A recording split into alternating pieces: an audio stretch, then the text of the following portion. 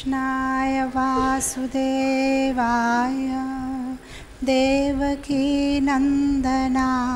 च नन्दगोपकुमाराय गोविन्दाय नमो नमः। नमो पङ्कजनाभाय नमो पङ्कजमालिने नमो पङ्कजनेत्राय नमस्ते पङ्कजाङ्घ्रि। हे कृष्णा करुणा सिन्धु दीनबन्धु जगत्पते गोपेश गोपिकान्त राधाकान्त नमोऽस्तुते। तप्तकाञ्चन गौराङ्गी राधे वृन्दावनेश्वरी वृषभानुसुते देवी प्रणमामि हरिप्रिये। जय श्री कृष्ण चैतन्य प्रभु नित्यानंदा श्री अद्वैता गदाधरा श्रीवासादि गौरभक्तवृंदा। हरे कृष्णा कृष्णा कृष्णा हरे हरे हरे राम राम राम हरे हरे। श्री श्री राधा दामोदर भगवान की जय। जगन्नाथ बलदेव सुभद्रा महारानी की जय। सीताराम लक्ष्मण हनुमान की जय। श्री श्री गौर निताय की जय। लक्ष्मी नृसिंहदेव भगवान की जय। जगत गुरु श्रील प्रभुपाद की जय। इस्कॉन वर्तमान गुरु वृंद की जय। तिजोल जय पताका स्वामी गुरु महाराज की जय। ओके ఏంటి క్లాస్ ఈరోజు topic Sukrit is here guess the topic today's topic today is a very very special day. ఈరోజు చాలా ప్రత్యేకమైన రోజు. రెండు విషయాలు ఈరోజు జీవగోస్వామి యొక్క appearance day and Vamana Dwadashi. So ఈరోజు మనము వామన అవతారం గురించి కొన్ని విషయాలు చర్చిద్దాము.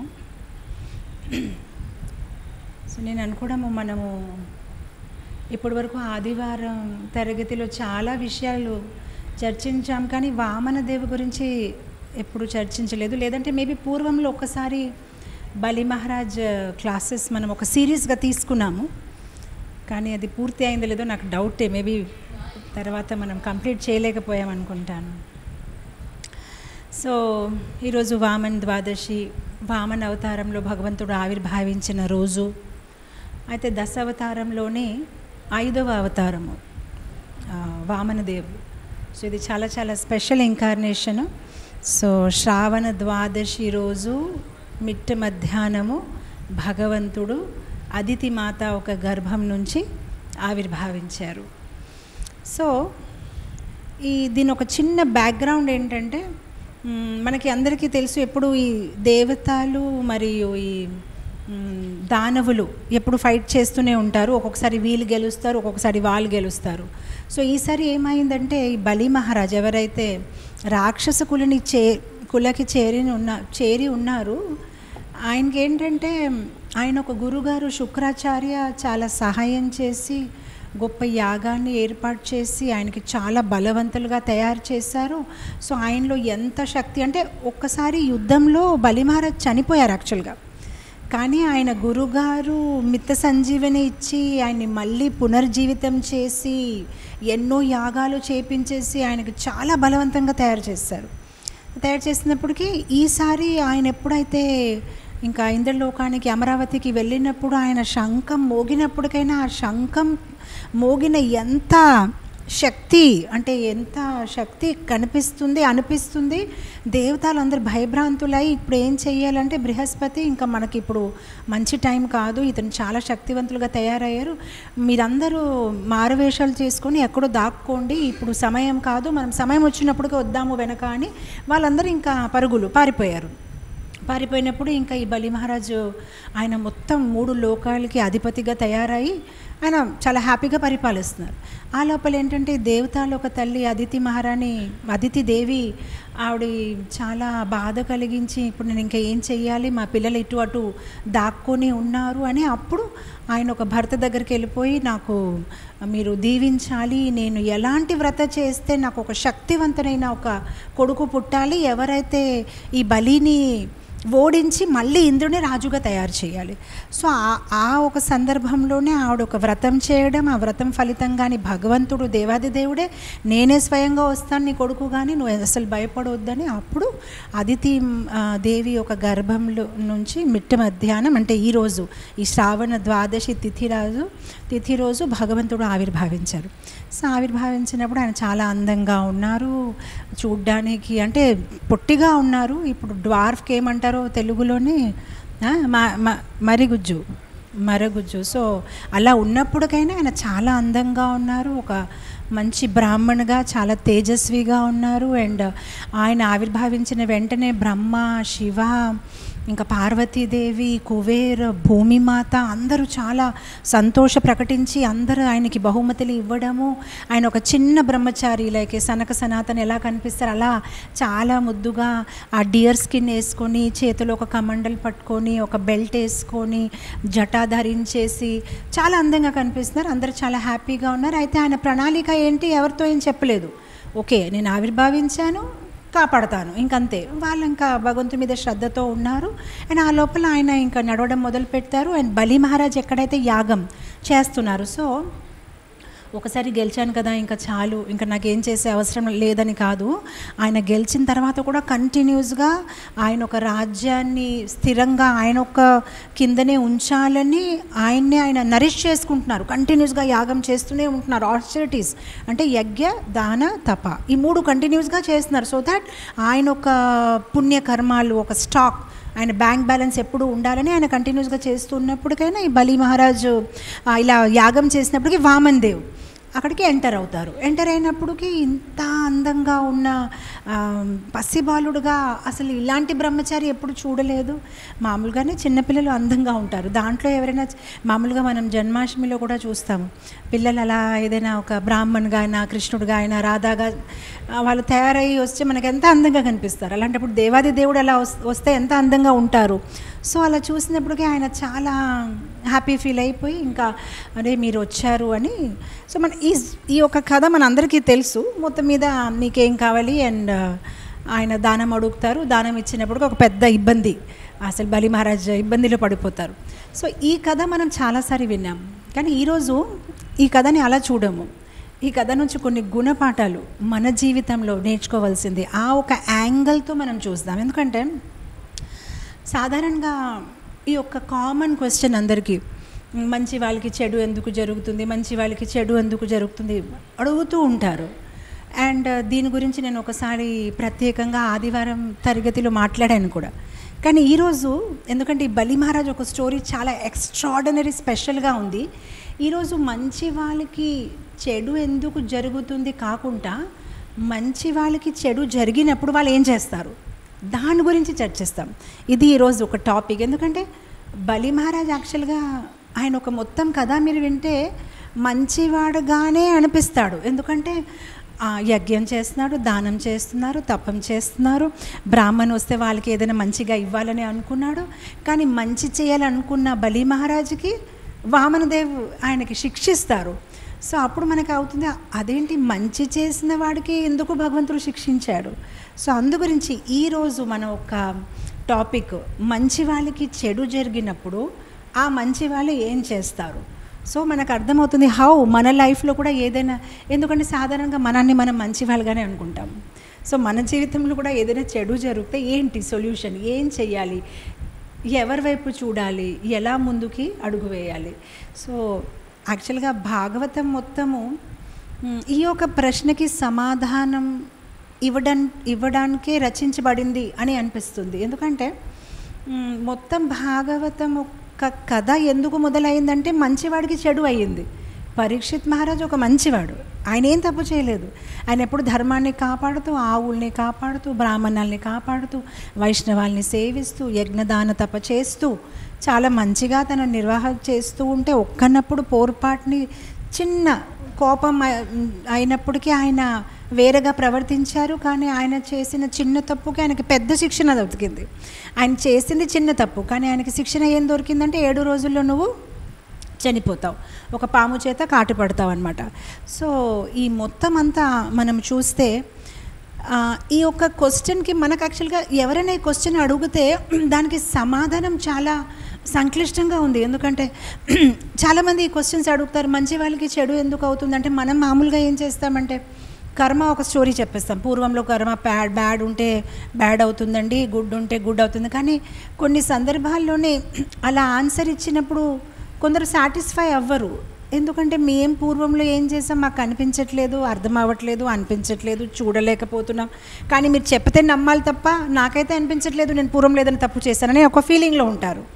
లేదు పోన్లే ఆ ఫిలాసఫికల్ ఆన్సర్ ఇవ్వకపోయినా కూడా వాళ్ళు ఒక ఇమోషనల్ సాటిస్ఫికేషన్ కోసం వెతుకుంటారు. అంటే నాతో ఎందుకు ఇలా అవుతుంది, నాతో ఎందుకు ఇలా అవుతుంది.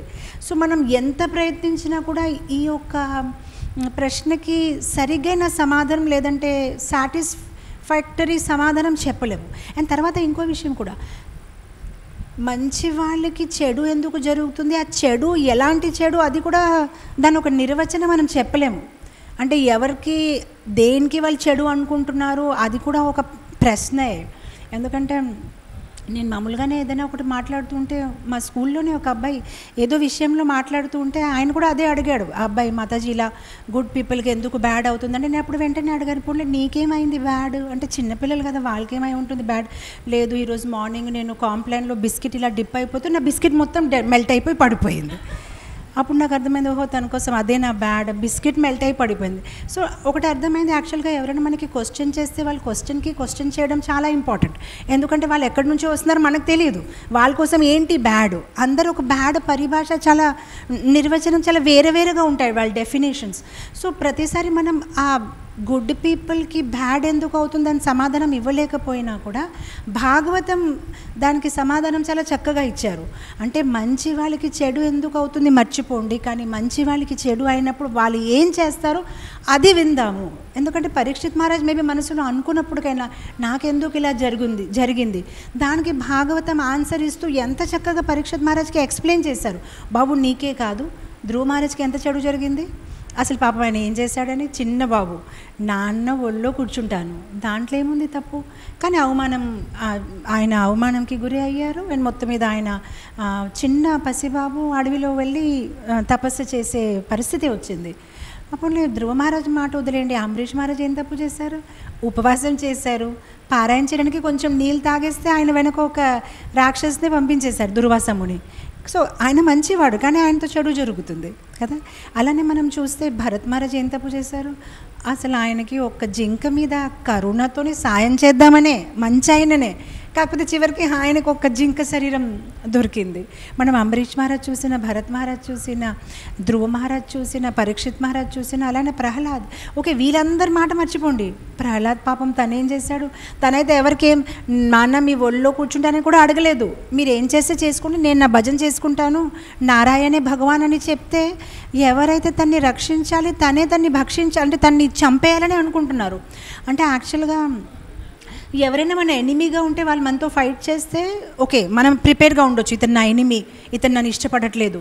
కానీ ఎవరైతే మనని ప్రొటెక్ట్ చేయాలని మనం ఆశిస్తాం, అమ్మ నాన్న, వాళ్ళే ఇంకా విషం తాగిపించాలని దీన్ని ఎలా చంపేయాలని అనుకుంటే ఆ పసిబాబు ఒక పరిస్థితి ఏంటి, తను ఏం తప్పు చేశాడని తనకు అంత పెద్ద ప్రణాళిక వేసి తను ఏనుగు చేత అయినా చంపేయడానికి ప్రయత్నిస్తున్నారు. సో తను ఒక మంచి బాబు, తను ఏం తప్పు చేయట్లేదు, ఏం తప్పు అలవాటు లేదు. పోన్లే తనేమైనా హిరణ్యకశిపుకి నాకు శాంసంగ్ ఫోన్ కావాలి, నాన్న నాకు ఇది కావాలి అది కావాలని అలా ఏం అడగలేదు, పోన్లే ఒక దెబ్బ వేద్దామని తను ఏం అడగట్లేదు. నేను భగవంతుని భగవంతుని పూజిస్తానంటే నిన్ను చంపేస్తానని అంటున్నారు. అని పోనీ వాళ్ళందరి మాట మర్చిపోండి. 10th క్యాంటో వచ్చేసరికి ఎవరైతే దేవాది దేవుడు శ్రీకృష్ణ భగవానుడు ఆయన ఆవిర్భావించిన ముందే ఆయన మామ ఒక ప్రణాళిక వేసి తిని ఎలా చంపాలి అని ఆలోచిస్తున్నారు. సో మనం మొత్తం భాగవతం చూస్తే అందరు మంచి వాళ్ళకి చెడు జరుగుతుంది. కానీ ఆ చెడు జరిగినప్పుడు వాళ్ళు ఏం చేస్తున్నారు? సో ఇప్పుడు వరకు మనం చర్చించిన అన్ని కథలు ఎలా ఉన్నాయంటే వాళ్ళు మంచి వాళ్ళు సంథింగ్ వాళ్ళ వెనక ఎవరో పడారు, వాళ్ళని ఇచ్చేసినప్పటికీ చివరికి భగవంతుడు వాళ్ళని కాపాడారు, అంతే కదా. అంబరీష్ మహారాజ్కి భగవంతుడు కాపాడారు, ధ్రువ మహారాజు భగవంతుడు ప్రత్యక్షమయ్యారు, ప్రహ్లాద్ మహారాజ్ నరసింహస్వామి వచ్చారు, బాగుంది. కానీ బలి మహారాజు ఒక జీవితం చూస్తే ఆయనకి ఎవరు ఆయనతో తప్పు చేశారు, ఆ మంచివాడితోనే భగవంతుడే ఆయన మోసం చేశారు. మామూలుగా ఈ ప్రపంచంలో మనకి ఎవరైనా ఇబ్బంది పెడితే మనం భగవంతుడు దగ్గర పరిగెత్తాము. మనకి భగవంతుడే ఇబ్బంది పెడితే మనం ఎక్కడికి వెళ్తాము? ఆయన ఏం చేశారు? ఆయనకి భగవంతుడు మోసం చేసి ఆయన దగ్గర ఉన్న అన్నీ తీసుకొని ఆయన్ని బంధించి ఆయన్ని శిక్షించి, సో ఇది ఒక చాలా ఎక్స్ట్రాఆర్డినరీ స్టోరీ. ఈరోజు నేను దీని గురించి ఆలోచిస్తుంటే నాకు అదే అనిపించింది, వాట్ ఏ స్టోరీ. అసలు మామూలుగా in the time of distress మనం భగవంతుడి దగ్గర ఆశ్రయ తీసుకుంటారు. If the world troubles us we go to the lord, if the lord troubles where to go. అసలు ఇప్పుడు ఆయన ఎవరి దగ్గరికి వెళ్ళాలి? ఎందుకంటే ఆయనకి ట్రబుల్ చేసిన మనిషి భగవంతుడే ఆయన మోసం చేశారు. సో అందు గురించి ఈరోజు మనం ఈ కథ వివరంగా చదివి దీని నుంచి ఎన్నో మంచి మంచి గుణపాఠాలు మనం తీసుకోవచ్చు. సో మొత్తం భాగవతంలో ఉన్న ఆ కథలన్నీ పరీక్షిత్ మహారాజ్కి కన్విన్స్ చేయడానికి, అంటే నువ్వేం బాధపడొద్దు, చాలామందికి అలా జరుగుతూ ఉంటుంది ఎవరైతే మంచి వాళ్ళు ఉంటారో, కానీ ఆ సమయంలో ఎప్పుడైతే వాళ్ళకి అది జరుగుతుంది వాళ్ళు ఎలా చేయాలి, ఎలా ప్రవర్తించాలి అది నేర్చుకోవడానికి ఎన్నో మంచి మంచి కథలు సుఖదేవ్ గోస్వామి పరీక్షిత్ మహారాజ్కి చెప్తూ ఉంటారనమాట. సో అనదర్ థింగ్ ఈజ్ మన ఒక సైకాలజీ ఎలా ఉంటుందంటే మనం ఒక్కరే సఫర్ అవుతే మనం చాలా ఫీల్ అయిపోతాం, మనతో పాటు అందరు సఫర్ అవుతున్నారంటే మనం అంతగా ఫీల్ అవ్వం, అంతే కదా. బస్ మనం మిస్ అయ్యామంటే మనం ఫీల్ అయిపోతాం, అందరు మిస్ అయ్యారంటే పర్లేదులే మనం అది ఎంజాయ్ చేసుకుందాం మనం, అంతే కదా. అది స్పెషల్లీ అంటే మామూలుగానే నాకు గుర్తుంది, మేము హైదరాబాద్లో ఉన్నప్పుడు కరెంట్ వెళ్ళిన వెంటనే మేమేం చేసేవారమంటే కిటికీ నుంచి చూసేవారమంటే అందరికీ పోయిందా లేదా, అందరికీ పోయిందంటే నో ప్రాబ్లం, మాకే పోయిందంటే ఇంకా అసలు ఇంకా ఒళ్ళు మండిపోతుంది, ఎందుకు అసలు ఎందుకు ప్రాబ్లం, మనకేమైపోయింది, మనకెందుకు లేదు ఫ్యాన్, అంతే కదా. ఇన్ఫ్యాక్ట్ అమెరికాలో అందు గురించి ఒక గ్రూప్ సైకోథెరపిస్ట్ కూడా ఉంటారు. అంటే 1-on-1 థెరపీ చేయకుండా ఎవరెవరికైతే బాధలో ఉన్నారు, లైక్ ఫర్ ఎగ్జాంపుల్ కొందరికి క్యాన్సర్ ఉన్నా, సో వాళ్ళు ఒక గ్రూప్ ఫామ్ చేసి ఒకరు వాళ్ళు నచ్చ చెప్తూ ఉంటారు, కొందరికి ఏదైనా సమస్య ఉంటే వాళ్ళు గ్రూప్ థెరపీ చేసుకుంటారనమాట. అయితే విషయం ఏంటంటే మనం అనుకోవచ్చు గ్రూప్ థెరపీ ఎలా చేస్తారు అంటే మన సమస్యలు అసలు ఒక డాక్టర్కే చెప్పాలంటే మనం 10 సార్లు ఆలోచిస్తాం, చెప్పాలా లేదా, ఇతను ఎవరితో అయినా షేర్ చేసేస్తే, అలాంటిది గ్రూప్లో అంతమందికి వాళ్ళు ఎలా షేర్ చేసేయగలుగుతున్నారు.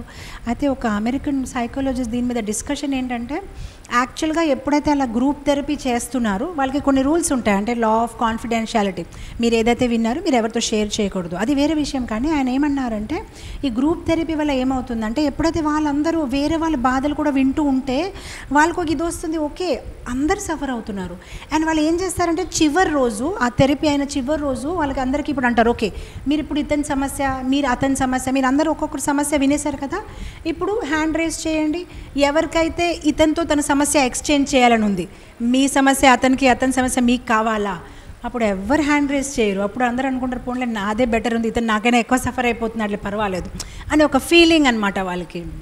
సో అందు గురించి ఆ థెరపీ చాలా సక్సెస్ఫుల్ అనమాట. అంటే అందరు బాధలు విన్నప్పుడు పోన్లే ఈ వరల్డ్లో అందరూ సఫర్ అవుతున్నారులే, నేను ఒక్కరినే కాదని వాళ్ళకు ఒక ధైర్యం, ఒక స్ట్రెంగ్త్ దొరుకుతుందనమాట. సో ఇక్కడ పరీక్షిత్ మహారాజ్కి ఎప్పుడైతే భాగవతంలో ఇన్ని వెళ్తున్నారు, నాకే కాదు ఇలా శాపం దొరికింది, అంబరీష్ మహారాజ్ అయినా సఫర్ అయ్యారు, పాండవాలైనా సఫర్ అయ్యారు, భీష్మదేవైనా సఫర్ అయ్యారు, అందరూ సఫర్ అయ్యారనమాట. సో ది ప్రాబ్లం ఏంటంటే అందుకోసం కదా మనం ఎప్పుడు అంటాము డివోటీ అసోసియేషన్, ఎందుకంటే మైండ్ ఎంత షార్ప్గా ఉంటుందంటే ఫస్ట్ మైండ్ మనకి ఏంటంటే మనకి ఒంటరిగా చేసేస్తుంది, అండ్ ఒంటరిగా మనం దొరికినప్పుడు అది మన మీద సవాల్, మన మీద దాడి, మనకి అటాక్ చేస్తుంది. అంటే మనం గ్రూప్తో ఉన్నామనుకోండి మైండ్ మనకి ఏం చెయ్యలేదు, ఎందుకంటే మైండ్ ప్రణాళిక ఎలా ఉంటుందంటే ఫస్ట్ ఆఫ్ ఆల్ మనకి సెల్ఫ్ పిటీ ఫీల్ చేయించడం. అందరు హ్యాపీగా ఉన్నారులే, నువ్వే ప్రాబ్లం, నీకే ప్రమోషన్ దొరకలేదు, నీదే శాలరీ పెంచలేదు, నీకే ఇబ్బంది ఉంటున్నాడు, నీ భార్యనే ఇలా ఉంది, నీ పిల్లలే ఇలా ఉన్నారు అని మైండ్ మనకి అలా కాన్స్టెంట్గా కౌన్సిలింగ్ చేస్తూ ఉంటుంది. అండ్ డివోటీ అసోసియేషన్లో ఉన్నామనుకోండి, అప్పుడు మనకి ఆ మైండ్ అలా చేయలేదు. ఎందుకంటే డివోటీస్ మనకి వేరే దిశ, వేరే పర్స్పెక్టివ్, వేరే వైపు మనకి మారుస్తూ ఉంటారు. కానీ మనం అసోసియేషన్ తీసుకోలేదు అనుకోండి, మైండ్ ఏం చేస్తారు, ఫస్ట్ మనకి అలోన్ చేసేస్తారు. అలోన్ చేసిన తర్వాత ఎప్పుడైతే మనం కంప్లీట్గా మైండ్ కంట్రోల్లో వచ్చేస్తామో అప్పుడు ఇంకా మనం సెల్ఫ్ పిటీలో వెళ్ళిపోతాము. అండ్ ఆ తర్వాత సెల్ఫ్ డిస్ట్రక్షన్ ఆలోచనస్ వస్తాయి. సూసైడ్ చేయాలి, ఇది చేయాలి, అది చేయాలి. సో అలాంటి ఆలోచన ఎందుకు వస్తాయి? ఎందుకంటే మైండ్ చాలా బద్మాష్ అనమాట. అందుకోసం మనం మైండ్కి ఒంటరిగా దొరకకూడదు. సో మనం మైండ్లో ఎప్పుడైనా మంత్ర ఉండాలి. మన మైండ్లో అయినా హరే కృష్ణ మహామంత్ర జపం చేయడమైనా, భాగవతం వినడమైనా, భక్తుల ఒక సాంగత్యం తీసుకోవడమైనా, యాత్రల్లో వెళ్ళడమైనా, సేవలో నిమగ్నం ఉండడం వల్ల ఏమవుతుందంటే మైండ్కి మనము ఒంటరిగా దొరకము. ఒంటరిగా దొరకకపోతే ఇట్ కెనాట్ అటాక్ అస్. ఒంటరిగా దొరుకుతుంది కదా ఇట్లా attack. We are so busy, mind మనకి ఏమీ చేయలేకపోతుంది అనమాట. So here we see that Parikshit Maharaj తను ఏం ఫాల్ట్ లేనప్పుడు కూడా తను ఇంత సమస్యలు గురి అయ్యారు. అలానే భాగవతంలో ఎన్నెన్నో పాత్రలు మనం చూస్తే వాళ్ళందరూ జీవితంలో అదే విషయం జరిగింది. కానీ ఈ వామన్ దేవ్ బలి మహారాజ్ ఒక కథ మరీ ఎక్స్ట్రా ఆర్డినరీ ఉంది. ఎందుకంటే ఇక్కడ మోసం చేసినవాడు భగవంతుడు, ఇబ్బంది కలిగించిన వాడు భగవంతుడు. ఇన్ఫ్యాక్ట్ మనం చూస్తాం భాగవతంలో గోపికలు రాసలీలకి వచ్చినప్పుడు వాళ్ళు ఒక కుటుంబవాసులందరినీ త్యజించి వచ్చినప్పటికైనా భగవంతుడు వాళ్ళని త్యజించారు. మీరు ఎందుకు వచ్చారు అని. అలానే కాదు, మొత్తం మీద రాసలీల మొదలైనప్పుడు కూడా వాళ్ళని ఒంటరిగా వదిలేసి మధ్యలో పారిపోయారు. అలా అయినా గోపికలు భగవంతుడిని ఇంత ప్రేమించినప్పటికైనా ఆయన అక్రూరుతోనే మథుర వాళ్ళని వదిలేసి వెళ్ళిపోయారు. అందుకోసం అప్పుడు గోపికలు ఏడుస్తున్నారు కదా, వేరే వాళ్ళు ఇబ్బంది పెడితే కృష్ణుడిని శరణాగతి తీసుకుంటాం, కృష్ణుడే ఇబ్బంది పెట్టినప్పుడు ఇంకెవరు శరణాగతి తీసుకోవాలి, ఎవరు మమ్మల్ని కాపాడతారు ఈ యొక్క బాధ నుంచి అనమాట. సో ఎనీవే మనం ఈ పదాన్ని వాడుతున్నాం, కానీ God's purpose is not to put us in distress. భగవంతుడు ఒక ఇంటెన్షన్ అలా కాదు. కానీ ఒక్కొక్కసారి ఎక్స్టర్నల్గా చూసినప్పటికీ అలా అనిపించవచ్చు, ఇంత బాధలో ఎందుకు పెడుతున్నారు అంటే. ఈ విషయం నాకెందుకు మరీ మైండ్లో వచ్చిందంటే, మొన్ననే కొన్ని విషయాలు ఈవెన్ అవుట్ సైడ్ వరల్డ్లో జరిగింది. ఎక్కడైతే డివోటీస్ ఇబ్బందిలో పడారు, అప్పుడు మనకి అనిపించవచ్చు వై వాట్ ఈజ్ హ్యాపెనింగ్, మనకి భగవంతుడు ఎందుకు కాపాడట్లేదు, ఏం జరుగుతున్నాయి. So sometimes apparently certain situations మనకు అలా అనిపించవచ్చు, but always lord has a bigger plan అనమాట. దేని నుంచి ఏం ఒక ప్రణాళిక భగవంతుడు వేశారు అది మనకి తెలియదు. He always has a better plan. కానీ ఎప్పుడైతే మనకి భగవంతుడు ఒక ప్లాన్ అర్థం అవ్వదు, అప్పుడు మనం ఎలా ప్రవర్తిస్తాము, దట్ షోస్ అవర్ క్యారెక్టర్. అంటే అన్నీ అర్థమైనప్పుడు మనం బాగానే ఉంటాము.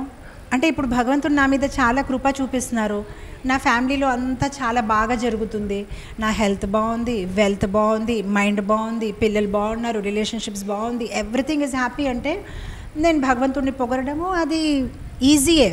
కానీ నాకు అన్ని రకాల బాధలు కలిగి నా జీవితంలో ఉన్నప్పుడు కూడా ఏదైతే నాతో ప్రస్తుతం జరుగుతుంది అది హ్యాపీగా లేదు. అండ్ నాకు అపారెంట్లీ ఎక్స్టర్నల్గా ఏమనిపిస్తుందంటే Krishna is not treating me well అని నాకు అనిపిస్తుంది. కానీ కూడా నేను భగవంతుడిని పూజించడం మానకుండా ఉండగలితేనే అప్పుడు నా నిజమైన క్యారెక్టర్ ఎలా ఉంది, నాకు అసలు నిజంగా భగవంతుడి మీద ఎంత విశ్వాసం ఉంది, దానికి ఒక పెద్ద పరీక్ష, ఒక పెద్ద టెస్ట్. మామూలుగానే అలాంటి పరీక్షలో డివోటీస్ ఓడిపోతారు. ఎందుకంటే ఎవ్రీథింగ్ ఈజ్ ఫైన్, అప్పుడు భక్తి చాలా ఫైన్ కనిపిస్తుంది. కానీ ఎప్పుడైతే జీవితంలో కొన్ని సమస్యలు, లేదంటే భక్తులతో పరస్పర సమస్యలు, లేదంటే మనకి అథారిటీస్తో పరస్పర సమస్యలు వచ్చినప్పటికీ మనం దిగజారుతాం. So that shows our real character, real intelligence, determination, faith. ఎంత ఫేత్ ఉంది మనకి కృష్ణ మీద. మనం ఇలాంటి సిచ్యువేషన్లో కూడా భక్తి మార్గంని వదులుకుంటా ఉండగలుగుతున్నామా లేదా, and that's our real test అనమాట.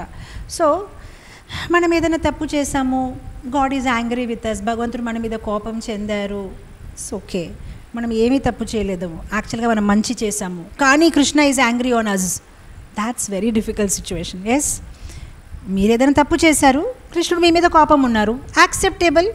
మీకు బాధగా ఉన్నా కూడా మీరు యాక్సెప్ట్ చేసుకుంటారు మైండ్లో, ఓకే పర్లేదు నాదే తప్పు, మీరు తప్పు చేయలేదు, మీరు మంచి చేశారు, చాలా మంచి పని చేశారు, కానీ Krishna is angry with you, then it becomes very difficult to tolerate.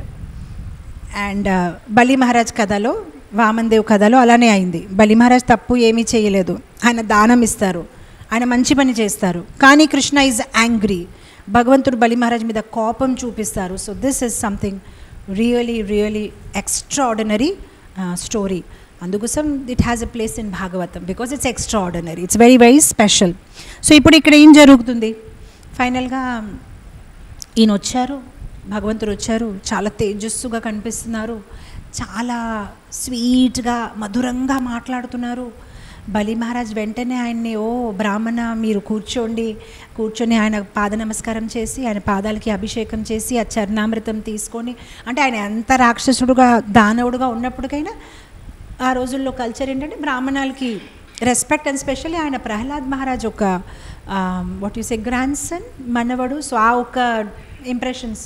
So వెంటనే ఆ చరణామృతం తీసుకుని ఇప్పుడు ఆయన అడుగుతారనమాట, నేను మిమ్మల్ని ఎలా సహాయం చేయొచ్చు, ప్లీజ్ ఏదైనా అడగండి, నేను మీకు ఏం దానం ఇవ్వచ్చు అని. So this is also very significant, ఎందుకంటే దానంలో కూడా 3 రకాలు ఉంటాయి, సత్వ, రజస్, తమస్. సో ఎక్కడైతే దానం ఇచ్చిన వాడు నేను దానం ఇస్తున్నాను మీకు అని ఆ ఫీలింగ్లో ఉంటే అది రాజసిక్ దానం అనమాట. కానీ సాత్విక్ దానం ఎలా ఉంటే దానం ఇచ్చిన వాడు కూడా నాకు దానం ఇచ్చే అవకాశం ఇచ్చారు అని రెస్పెక్ట్ఫుల్గా అవతల మనిషితోని బిహేవ్ చేసి, ఆ పర్సన్ కూడా చాలా రెస్పెక్ట్ఫుల్గా, సో ఇతరులతోని రెస్పెక్ట్ఫుల్గా ఉంటే అది చాలా ఉత్తమమైన దానం అనమాట. That's a very very wonderful ఇదనమాట. సో ఇక్కడ ఈయన చాలా రెస్పెక్ట్ఫుల్గా బిహేవ్ చేస్తున్నారు బలి మహారాజ్. అంటే గర్వంతో కాదు, ఏం కావాలి అడుగు, నాకు దగ్గర చాలా ఉందని కాదు, ప్లీజ్ ఏదైనా నాకు అవకాశం ఇవ్వండి, మిమ్మల్ని నేను ఎలా సేవని అందించవచ్చు, నేను మీకు ఏదైనా దానం ఇవ్వాలనుకుంటున్నాను. సో ఎప్పుడైతే ఈయన ఇంత మంచిగా మాట్లాడుతున్నారో, ఇప్పుడు వామన్ దేవ్ కూడా చాలా మధురంగా మాట్లాడతారనమాట. సో ఇప్పుడు ఆయన ఏం చేస్తారంటే ఆయన బలి మహారాజ్ని పొగరడం మొదలు పెడతారు. ఆయన బలి మహారాజ్కి అంటారు, అసలు నువ్వు ఇలా నాతో ప్రవర్తిస్తున్నావు కదా, దాంట్లో స్పెషల్ ఏం లేదు, ఎందుకంటే నువ్వు చాలా ఉత్తమమైన కుటుంబానికి చేరిన మనిషి, నీ వంశజులు సాధారణ మనుషులు కాదు, నువ్వు హిరణ్యకశిపు హిరణ్యాక్ష ఒక వంశజులో వచ్చావు, అండ్ వాళ్ళు ఎంత గొప్పవాళ్ళు. అసలు హిరణ్యకశిపు ఎంత గొప్పవాడుగా ఉండేవాడంటే, ఎప్పుడైతే విష్ణుమూర్తి హిరణ్యాక్షాన్ని చంపేశాడో అప్పుడు ఈ హిరణ్యకశిపు కోపం చెంది ఒక కత్తి పట్టుకొని మొత్తం ప్రపంచంలో విష్ణుమూర్తిని వెతుకున్నాడు. ఎవరు నా ఒక సోదరుడిని చంపాడు, నేను తన్ని వదలను అని ఆ కోపంతో తన 3 లోకాలు తిరుగుతూ వైకుంఠాన్ని చేరాడు. తన వైకుంఠాన్ని చేరినప్పటికీ తన ఒక కోపంతో భయభ్రాంతులయ్యి విష్ణుమూర్తి వైకుంఠం నుంచి పారిపోయి విష్ణుమూర్తి అనుకుంటున్నారు, నేను ఎక్కడ దాక్కోవాలి, ఈ హిరణ్యకశిపు నన్ను పట్టుకుంటాడు, అయితే నాకు సేఫ్ ప్లేస్ ఏంటంటే నేను హిరణ్యకశిపు ఒక హృదయంలో కూర్చోవాలి, అక్కడ తను నన్ను చూసుకోలేడు కదా అని ఆయన వెళ్ళి హిరణ్యకశిపు ఒక హృదయంలో దాక్కున్నారు. సో ఇలాంటి గొప్ప వంశజు నుంచి మీరు వచ్చారని. ఇప్పుడు ఇదంతా వింటే మీరు అంటారు, మాతాజీ మీరు భాగవతం క్లాస్ ఇస్తున్నారా, లేదంటే మీరు రాక్షసాలని మీరు పొగుడుతున్నారు. నేను చెప్పలేదు ఇదంతా, ఆయన చెప్తున్నారు ఇలా వామన్ దేవ్. అందుకోసము పరం సత్యుడు కూడా ఒక్కొక్కసారి పరం సత్యం మాట్లాడరు. భగవంతుడు he's an absolute truth, but sometime absolute truth may not speak absolute truth. ఎవరైతే పరం సత్య భగవాన్, ఆయన సత్యం మాట్లాడకపోవచ్చు. సో మనం అనుకోవచ్చు మళ్ళీ అలా అసలు ఈ హిరణ్యకశిపు వైకుంఠానికి వెళ్ళడము, భగవంతుడు అసలు ఎక్కడ లేదు, ఇలాంటి అసలు ఏం సంఘటన లేదు అసలు. కానీ ఎలా మాట్లాడేస్తున్నారు హిరణ్యకశిపు గురించి, అంటే ఎంత గొప్ప, అలాంటి గొప్ప వంశజులు మీరు అని చెప్తున్నారనమాట. సో ఇంకా బలి మహారాజ్ పొంగిపోయి ఆహాహాహా అంటే ఎంతలాగా ప్రేజ్ చేస్తున్నారు. సో ఎందుకు ఇలా మాట్లాడుతున్నారంటే, ఇప్పుడు ఇతని దగ్గర దానం కావాలి కదా, అందుకోసం తన్ని పొగరి ఇంకా మీరు ఎంత గ్రేటు, మీ వంశజులు ఎంత గ్రేటు అంటే, హిరణ్యకశిపు హిరణ్యాక్ష ప్రహ్లాదే కాదు, యాక్చువల్గా ప్రహ్లాద్ మహారాజ్ గురించి అంతలాగా మాట్లాడలేదు, ఒక లైను అంటే ప్రహ్లాదు మీ తాత అని చెప్పుదు, కానీ హిరణ్యకశిపు గురించి మళ్ళీ పొగరుతూ మీ నాన్నగారైన విరోచను, అతని గురించి ఇంకేం మాట్లాడాలి, అతను ఇంకా గొప్పవాడు, ఎవరు వచ్చినా ఎప్పుడు వరకు మేము చరిత్రలో వినలేదు, విరోచన ఎప్పుడైనా ఎవరికైనా వద్దు చెప్పడం మేము వినలేదు, అందరికీ దానం ఇస్తారు, అలాంటి గొప్ప వంశజు మీది అని చెప్తున్నారు.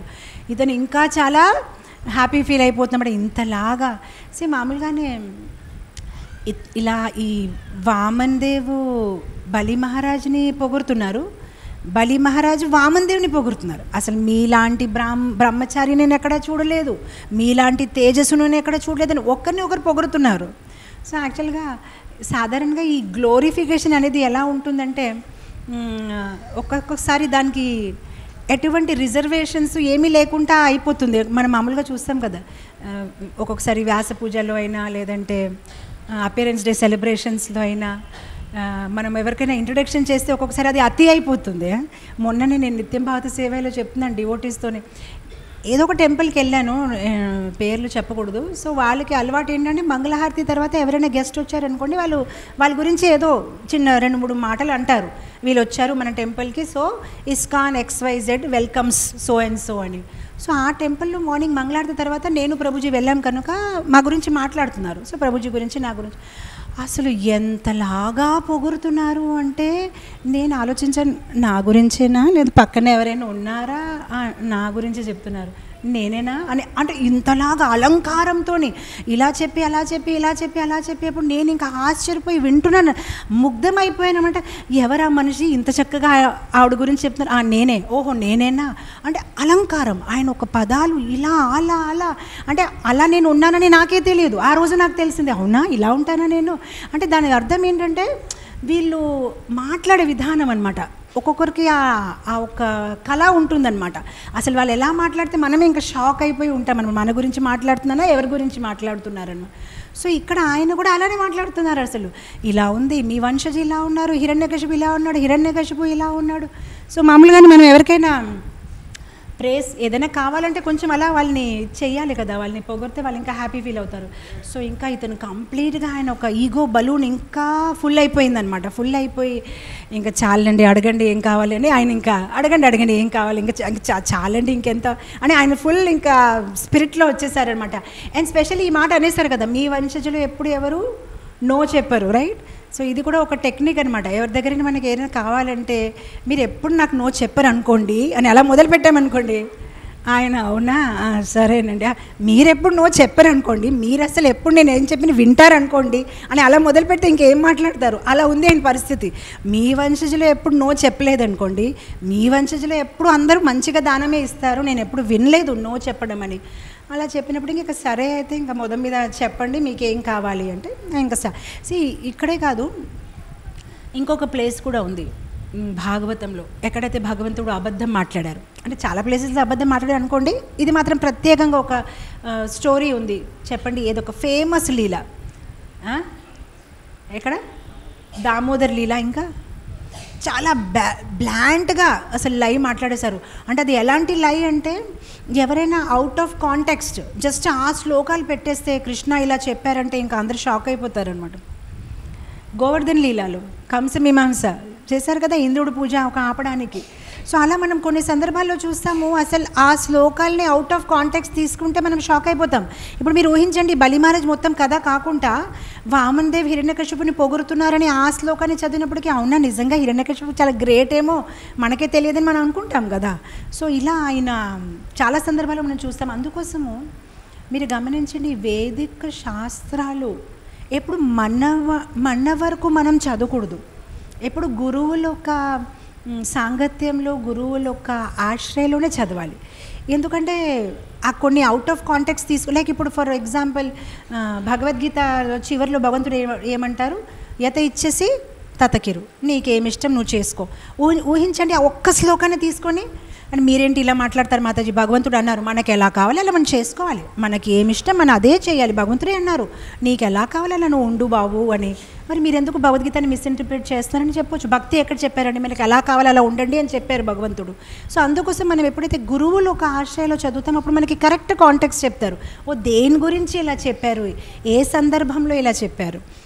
ఇన్ఫ్యాక్ట్ నాకు ఇప్పుడు ఆ శ్లోక గుర్తు రావట్లేదు, కానీ ఒక శ్లోకంలో ఇలా ఉందన్నమాట, ఈ పాండవాలు చనిపోయారు, కౌరవాలు హ్యాపీ అయిపోతున్నారు, దీన్ని చూసి కృష్ణుడు హ్యాపీ అయిపోతున్నారు అంటే ఇలాంటి శ్లోకం వింటే ఇదేంటి పిచ్చిగా ఉంది. కానీ తర్వాత దాని ఒక సాంస్కృతిక అర్థాలు విశదీకరించి చేసుకుంటే పాండవాల గురించి కాదు, ఒక కాకి గురించి అనమాట.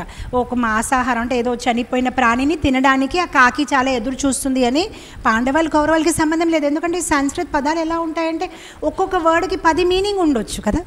లైక్ ఇప్పుడు ఫర్ ఎగ్జాంపుల్ రన్ అని ఉందనుకోండి, ఇంగ్లీష్లో రన్ అంటే ఐఎమ్ రన్ ఫర్ ఎలక్షన్స్ ఉండొచ్చు, రన్ అంటే పరిగెత్తడం కూడా, రన్ అంటే ఇంకా చాలా ఉంటాయి కదా దాంట్లోనే. అలా సంస్కృతిలో కూడా ఒక్కొక్క పదానికి చాలా మీనింగ్స్ ఉంటాయన్నమాట.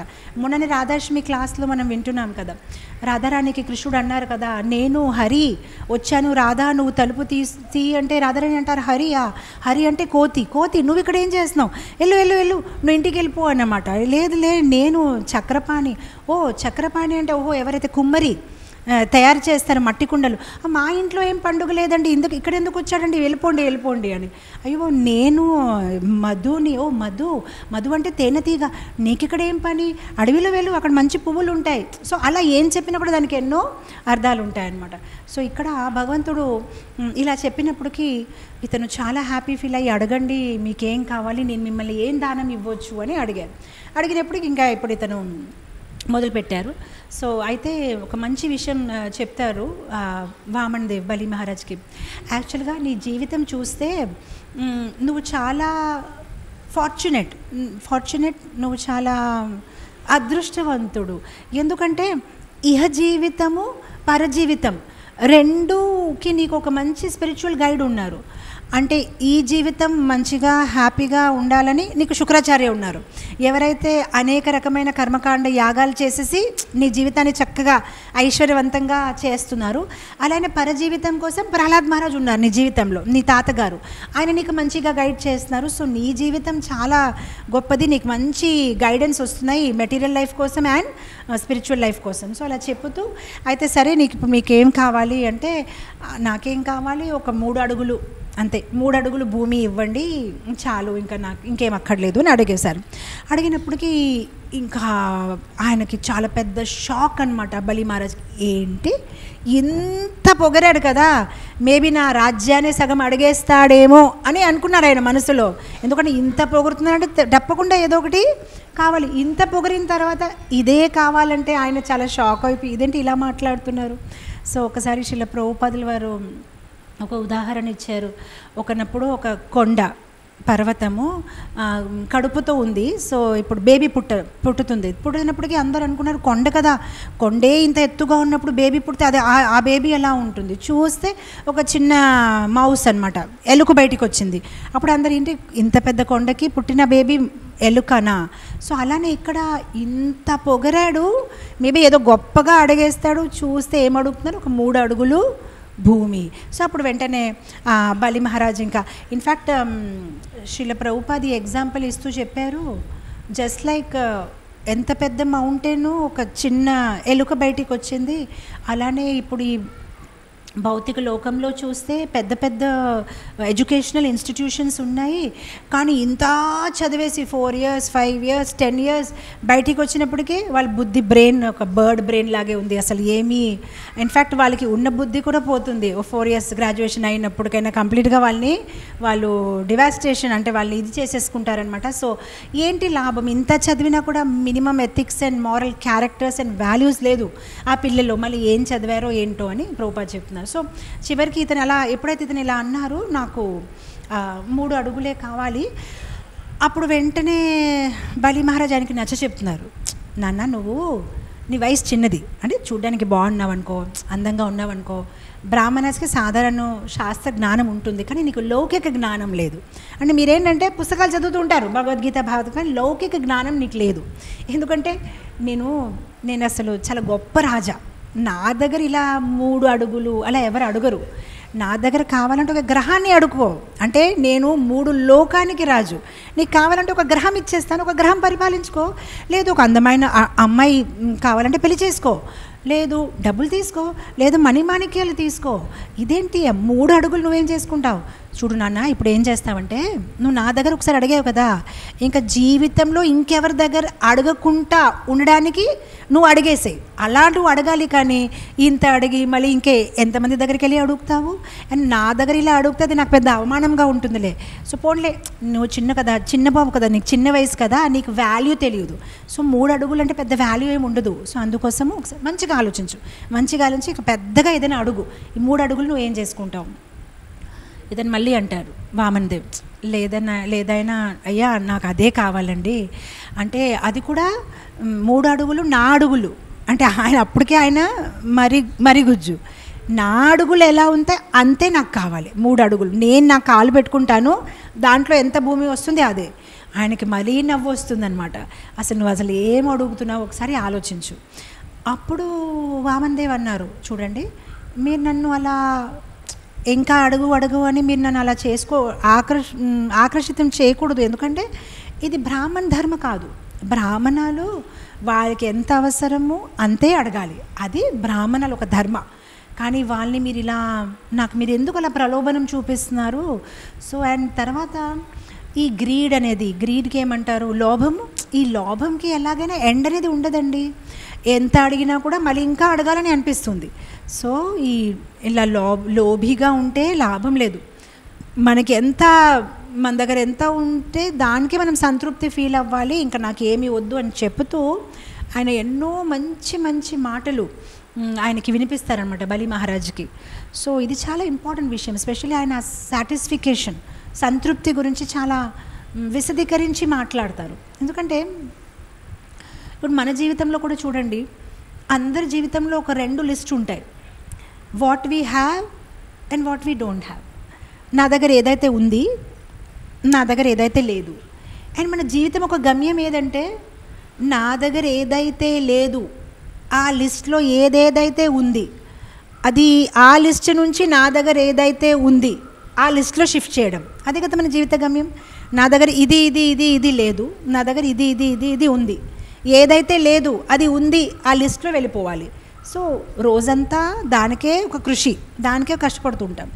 కానీ శాస్త్రం అంటారు, మీ దగ్గర ఏదైతే లేదు అది మీ దగ్గర ఏదైతే ఉంది ఆ లిస్ట్లో కాదు కన్వర్ట్ చేయడం, లేదంటే దాన్ని మూవ్ చేయడం, అది మన జీవిత గమ్యం కాదు. ఏదైతే మన దగ్గర ఉంది దాని మీద మన దృష్టి పడడం, అదే మన జీవిత గమ్యం. అంటే what ever I have. So ఇప్పుడు ఇంగ్లీష్లో చెప్పాలంటే నేను తెలుగులో మీకు సరిగ్గా చెప్పగలనో లేదు. What we have there is a list, what we don't have there is a list. అనే లైఫ్లో ఏమవుతుందంటే వాట్ వీ డోంట్ హ్యావ్ నుంచి మూవ్ అయ్యి వాట్ వీ హ్యావ్లో పంపించడము ఆ వస్తువులు, కానీ దానివల్ల లాభం లేదు. The real satisfaction is what I have, దాని మీద నా దృష్టి పెట్టడము. నా దగ్గర ఆల్రెడీ ఇది ఉంది, ఎస్ నా దగ్గర భోజనంకి డబ్బులు ఉన్నాయి, ఎస్ నా దగ్గర స్థలం ఉంది, పిల్లలు బాగానే ఉన్నారు, నాకు ఆరోగ్యం బాగుంది, నాకు బుద్ధి ఉంది, మంచి పరంపరతో కనెక్ట్ అయ్యారు, ఇలా మనం లెక్క పెట్టుకోవాలి. ఓ ఐ హ్యావ్ సో మచ్. ఎప్పుడైతే మనిషి ఇలా లెక్క పెడతాడో అప్పుడు చాలా ఆనందం ఫీల్ అయిపోతాడు. Yes I have so many things, నా దగ్గర చాలా ఉంది, ఐ డోంట్ నీడ్ ఎనీథింగ్ అనమాట. సో ఇక్కడ ఆయన దాని గురించి చాలా మంచిగా, ఇన్ఫ్యాక్ట్ నాకు ఆ శ్లోక ఎక్కడి నుంచి ఉంది నాకు గుర్తులేదు. I don't think it is from Bhagavatam, I think it is generally from some పురాణ. 3 things మనం ఎప్పుడు సంతోషపడాలి, 3 things గురించి ఎప్పుడు మనకి సంతృప్తి అనేది ఉండకూడదు. ఆ 3 things ఏదైతే ఉన్నాయో మనకి ఎప్పుడు సంతృప్తి ఉండాలంటే, భోజనం ఏం పెట్టినా కూడా హ్యాపీ ఫీల్ అవ్వాలి. పోన్లే కడుపు నిండిపోయింది, మనకేముంటుంది, నాకు చపాతీ పెట్టలేదు ఇతనికి పెట్టారు, నాకు గులాబ్ జామున్ పెట్టలేదు ఇతనికి పెట్టారు అంటే ఆ స్వభావం మంచిది కాదని శాస్త్రం అంటారు. మన ప్లేట్లో ఏది పడింది మనకు అంతే అర్హత, ఈరోజు ఇదే రాసి ఉంది, హ్యాపీ ఫీల్ అయిపోవాలి, ఓకే తినేసాను చాలా బాగుంది అనమాట. మీకు అంత నచ్చిందా ఈ పాయింట్? ఓన్లీ వెరీ హ్యాపీ అంటే చప్పట్లు కొట్టారు, ఒప్పుకోండి. అయితే మన ప్లేట్లో ఏం పడితే అది, ఓ నాకు అర్థమైంది, ఈ మధ్యన లేడీస్ ఎలాగో కుక్ చేయరు కదా, బాధపడుతూ ఉంటారు, మనకి పంచపక్ష పరిమాణం లేదు, పోన్లే ఏముంటే అదే హ్యాపీ ఫీల్ అవ్వాలి, మాతాజీ బాగా చెప్పారు, పోన్లేదు ఏముంటే అదే తినేయాలి. మనం మళ్ళీ రోజు దోశ మసాలా దోశ అలాంటి ఎక్స్పెక్ట్ చేయకూడదు. సీరియల్ అయితే సీరియల్ పాలతో కలిపేసి తినేయడమే, ఉప్మా అయితే ఉప్మా తినేయడమే. అండ్ ఇంకొకటి ఏమన్నారంటే, వెల్త్ ధనము మన దగ్గర ఎంత ఉంటే అంతే హ్యాపీ. వేరే వాళ్ళ ధనం చూసేసి ఈర్ష్య పడకూడదు, ఇతని దగ్గర ఇంత ఉందా, ఇంత సంపాదించేశాడా, అతను ఇంత పెద్ద ప్యాకేజా, ఇంత పెద్ద కారా, ఇలాంటి జాబా, అలా చేస్తే లాభం లేదు. ఎందుకంటే మీరు ఎంత చేసినా కూడా మీరు ఎప్పుడు ఈ ప్రపంచంలో అందరికీ ధనవంతులుగా తయారు అవ్వలేరు. పోనీ ఈరోజు ఇతనితో ఈర్ష్య పడకపోతే వేరే వాళ్ళతో ఈర్ష్య, మళ్ళీ అతను మరి ఇంకొకరు, అది ఎండ్లెస్సే. సో మన దగ్గర ఏది ఉంటే అదే హ్యాపీ ఫీల్ అయిపోవాలన్నమాట. ఎస్ పోనీ వాళ్ళ దగ్గర కారు ఉన్నా నా దగ్గర స్కూటర్ ఉన్నా కూడా ఓకే, దాని అడ్వాంటేజెస్, నా దగ్గర స్కూటర్ ఉన్నా కూడా స్కూటర్ స్పీడ్గా వెళ్ళిపోతుంది, ఈ కార్ వాళ్ళకి పార్కింగ్ ప్రాబ్లమ్స్, నాకేం ప్రాబ్లం లేదు, నాకు మైలేజ్ ఎక్కువ, అలా ఆలోచిస్తూ హ్యాపీ ఫీల్ అవ్వాలి. నా దగ్గర ఏముంది చాలు, నాకు అతనిది ఏం అక్కర్లేదు. సో వెల్త్ మన దగ్గర ఎంత ఉంటే హ్యాపీ, భోజనం మన ప్లేట్లో ఎంత పడింది అదే హ్యాపీ, భార్య భర్త ఓ ఇతని భర్త ఇలా ఉన్నాడు, ఇతని భర్త ఇంత మంచిగా బిహేవ్ చేస్తాడు, ఈవిడ భార్య ఇలా ఉన్నారు. మన భాగ్యంలో ఏం రాసి ఉంది? కృష్ణ హెస్ సెంట్, మన కోసం అదే ఉంది. మనం దానికి సాటిస్ఫైగా ఉండాలి. త్రీ థింగ్స్ మనం ఎప్పుడు సాటిస్ఫైడ్గా ఉండకూడదు, మనం ఎప్పుడు సంతృప్తి చెందకూడదు. ఆ 3 విషయాల్లో ఏంటంటే జపం, మనకేంటంటే దాంట్లోనే సాటిస్ఫికేషన్ ఉంటుంది. చేస్తాను మాతాజీ, ఈరోజు 16 అలా అయిపోయింది, 16 లేదు, సంతృప్తి ఉండకూడదు. ఇంకా నేను 16 చేశానా, నేను ఇంకా చేయాలని. సాధనలో, జపంలో, శాస్త్ర చదవడం అయిపోయింది. ఒక్కసారి చేతం మీద కంప్లీట్ అయిపోయింది. అమ్మో బాబు చలో కొడేద్దాం ఒక కొబ్బరికాయ. మాతాజీ ఇప్పుడు ఇంకా పడుకోవచ్చా, మళ్ళీ నిత్యం బాగా జాయిన్ అవ్వాలి. అంతే ఇలా అయిపోతే మళ్ళీ ఆదిల్లలో మొదలు పెడతామన్నమాట, మళ్ళీ భాగవతం మొదలు పెడతామన్నమాట, అంతే కదా. సో దాంట్లో సంతృప్తి మనం చేరకూడదు. జపంలో, శాస్త్ర అధ్యయనంలోనే. మొన్ననే ఒక భక్తుడికి, బాబు నువ్వు మంగళారతి ఎందుకు రావట్లేదు ఏకాదశి కంటే, నేను ఏకాదశి మంగళారతికి వచ్చాను అనుకోండి మాతాజీ, నా వర్క్ ప్లేస్లో నేను అన్ప్రొడక్టివ్గా అయిపోతాను. ఎందుకంటే నాకు అసలు అలా నిద్రపోవాలని అనిపిస్తుంది. సో నాకు అసలు ఎంత కోపం చెందినంటే, అన్ప్రొడక్టివా, ఓహో 30 డేస్లో 2 డేస్ నీ వర్క్ ప్లేస్లో నువ్వు అన్ప్రొడక్టివ్గా ఉండకూడదు. కానీ జీవితం నీ ఆత్మ కోసం నువ్వు అన్ప్రొడక్టివ్గా ఎన్నో జన్మాల నుంచి ఉన్నావు, దానికి నీకేం టెన్షన్ లేదు. కానీ నా వర్క్ ప్లేస్ అంటే వాళ్ళు నా బ్లడ్ని కంప్లీట్గా తాగేయాలి. ఎంత కొంత అయినా మంగళారతిలో నా ఎనర్జీని నేను ఎందుకు వేస్ట్ చేయాలి? నా మొత్తం ఎనర్జీ నా వర్క్ ప్లేస్కి అంకితం. వాళ్ళు నాకు కంప్లీట్గా నన్ను సక్ చేసుకోవాలి. నేను రాధా దామోదర్ దగ్గర ఎందుకు నిలబడాలి? అలాంటి ఆలోచన అనమాట. అందుకోసం నాకు ఈసారి కోపం చెంది ఎవరైతే ఏకాదశి మంగళారతికి రాలేదు ఇలాంటి ఆలోచనతోనే నాకు మళ్ళీ వర్క్ ప్లేస్లో నిద్ర వస్తుంది, ఇలాంటి వాళ్ళు ఏంటంటే ఈసారి 1 వీక్ పనిష్మెంట్ ఇచ్చాను. నెక్స్ట్ టైం ఎవరైనా ఏకాదశి మంగళారతి మిస్ అయితే 15 డేస్, అలా ఇంకా 3-4 టైమ్స్ మిస్ అయ్యారనుకోండి, సంవత్సరం అంతా మీరు రావాలి మంగళారతి. అప్పుడు మీరు ఎంత అన్ప్రొడక్టివ్గా మీ వర్క్లో ఏం చేస్తారో అప్పుడు నేను చూస్తాను. అసలు అన్ప్రొడక్టివ్ అనమాట. ఆ వర్డ్ చూసి నాకు కోపం వచ్చేసింది. I will be unproductive in my workplace అనమాట. ఆహాహా, గొప్ప గొప్ప మాటలు చూడండి. అసలు కోవిడ్ బిఫోర్ ఎలా ఉండేది మనకి? పోనీ మీరు హోల్ మంత్ రాకపోయినా ఓకే, కొందరు దూరం ఉంటున్నారు, కొందరు రాత్రి ఆఫీస్ నుంచి వచ్చినప్పటికైనా లేట్ అవ్వచ్చు, చాలా ప్రాబ్లమ్స్ ఉండవచ్చు. ఈవెన్ డివోటీస్ లైఫ్లో కూడా మంగళారతి అంటే, కానీ డివోటీస్ లైఫ్ అంటే ఏంటంటే కృష్ణ సేవ కోసం మేబీ ఏదో సేవలో బిజీ అయిపోయి మళ్ళీ నెక్స్ట్ డే మార్నింగ్ ఏదైనా సేవ. మనమైతే సేవ కూడా చేయము, మామూలుగా ఒక మెటీరియలిస్టిక్ లైఫ్లో బ్రతుకుంటున్నాం అంతే. మనం మార్నింగ్ మన దేనికి మన టెన్షన్ అంటే మా జాబ్ ప్లేస్లో వాళ్ళకి నేను కరెక్ట్గా పని చేసుకోవాలి కదా అని మన ఆలోచన. ఏం స్పిరిచువల్ లైఫ్ కోసం కాదు. నేను ఈరోజు మంగళారతి రాలేకపోయాను ఎందుకంటే నేను నిన్న నైట్ అసలు ఏదో గురు మహారాజ్ సేవలో ఉన్నాను, అలాంటివి కూడా మనకేముండదు. అసలు వేస్ట్ లైఫ్స్ మన లైఫ్స్. కనీసం అసలు కోవిడ్ బిఫోర్ అందరూ వచ్చేవారు. అసలు ఏకాదశి అనేసరికి అసలు హాల్ నిండిపోయేది. అది కనీసం ఆ ఒక్క కాన్షియస్నెస్ ఉండేది. అంటే హోల్ మంత్ రాకపోయినా ఏకాదశికైనా నేను అటెండ్ అవ్వాలి. కోవిడ్ తర్వాత ఆన్లైన్ అయింది. ఆన్లైన్ నుంచి మెల్లమెల్లగా ఆఫ్లైన్, ఇంకా ఎవరు ఆఫ్లైన్ అవ్వట్లేదు, ఇంకా అలానే ఆన్లైన్ ఉండిపోయారు. అలానే ఇప్పుడు ఆన్లైన్ కూడా జాయిన్ అవ్వట్లేదు అసలు. సో మెల్లమెల్లగా ఇప్పుడు ఏంటంటే మాతాజీ ఏమి చెప్పట్లేదు, పర్వాలేదు. ఇక్కడ ఏంటంటే ఏదైనా నేను చెప్పాలన్నమాట, చెప్పకపోతే చెయ్యరనమాట. చాలా స్పెషల్గా ఉంది ఇక్కడ.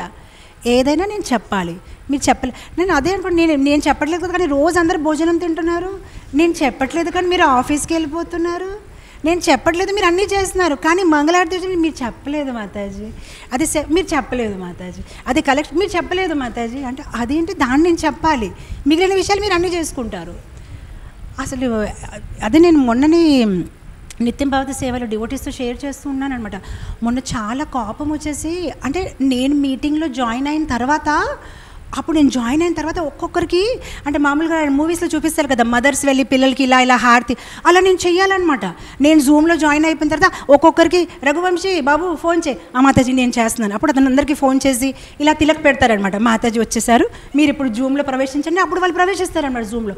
నాకు ఇంకా వచ్చింది కోపం. ఆ రోజు ఇంకా గట్టిగా తిట్టేశాను. ఇంకా నెక్స్ట్ టైం మీరందరూ వచ్చిన తర్వాత నేను రావాలి, కానీ నేను వచ్చిన తర్వాత అందరు రావడం ఏంటని గట్టిగా అందరినీ తిట్టేశాను. అసలు ఫెస్టివల్స్కి సెలవులు పెట్టారు, ఇలా అలా ఇలా అలా మొత్తం మీద. అసలు నేను ఎప్పుడు ఎవరిని తిట్టాను కదా. ఆ రోజు ఎంత సంతోషంగా నేను ఏదో సాధించానని నాకు అనిపించింది అనమాట. అంటే ప్రభుజీ నన్ను చెప్తుంటారు, నీకెవరికి తిట్టడం రాదు, నీకు అసలు ఎవరి మీద కోపం రాదు, నువ్వేంటి ఇలాంటి మనిషిగా ఉన్నావు నువ్వు. అప్పుడు నేను అసలు అనుకున్నాను, ఎస్ ఐ డిడ్ ఇట్. ఈరోజు అసలు ఎంత గట్టిగా చెప్పాను అందరికీ. ఇప్పుడు వాళ్ళకి అర్థమవుతుంది అసలు మాతాజీ కూడా తిట్టడం వచ్చు అని. ఎంత హ్యాపీ ఫీల్ అయ్యాను ఇప్పుడు అందరిలో మార్పు వస్తుందని. కానీ మీకు తెలుసా ఏమైంది? మరుసటి రోజు నా దగ్గరకు ఒక మాతాజీ వచ్చారు నా స్కూల్లో. అదే మీకు ఒంట్లో బాగాలేదు కదా, నిన్న చాలా కోపం అయ్యారు కదా అలా అన్నారనమాట. పర్లేదులే మాతాజీ, స్ట్రెస్ కదా మాతాజీ అలా. ఆవిడ ఒక్కరే కాదు, 2-3 ఇంకా ఫోన్ చేశారు. అదే మీకు ఒంట్లో బాగాలేదు కదా అదే చెప్పారు కదా నిన్న, మీరు చాలా కోపం అయిపోయారనమాట, స్ట్రెస్ పర్లేదు మాతో అవుతుంది మాతో స్ట్రెస్ అయిపోతారు మాతో, ఒక్కొక్కసారి మనం స్ట్రెస్గా ఉంటారు.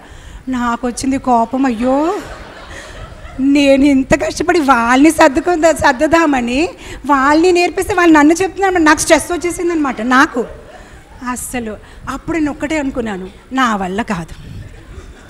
ఇస్కాన్ వైజాగ్ కాంగ్రిగేషన్ చాలా ఉత్తమ స్థాయిలో ఉన్నారు, వాళ్ళని సరిద్దడం అది నా వల్ల కాదు అసలు. ఇంకా నేను చెయ్యను, నాకు ఆ సామర్థ్యము ఆ ఇంటెలిజెన్స్ నాకు లేదు.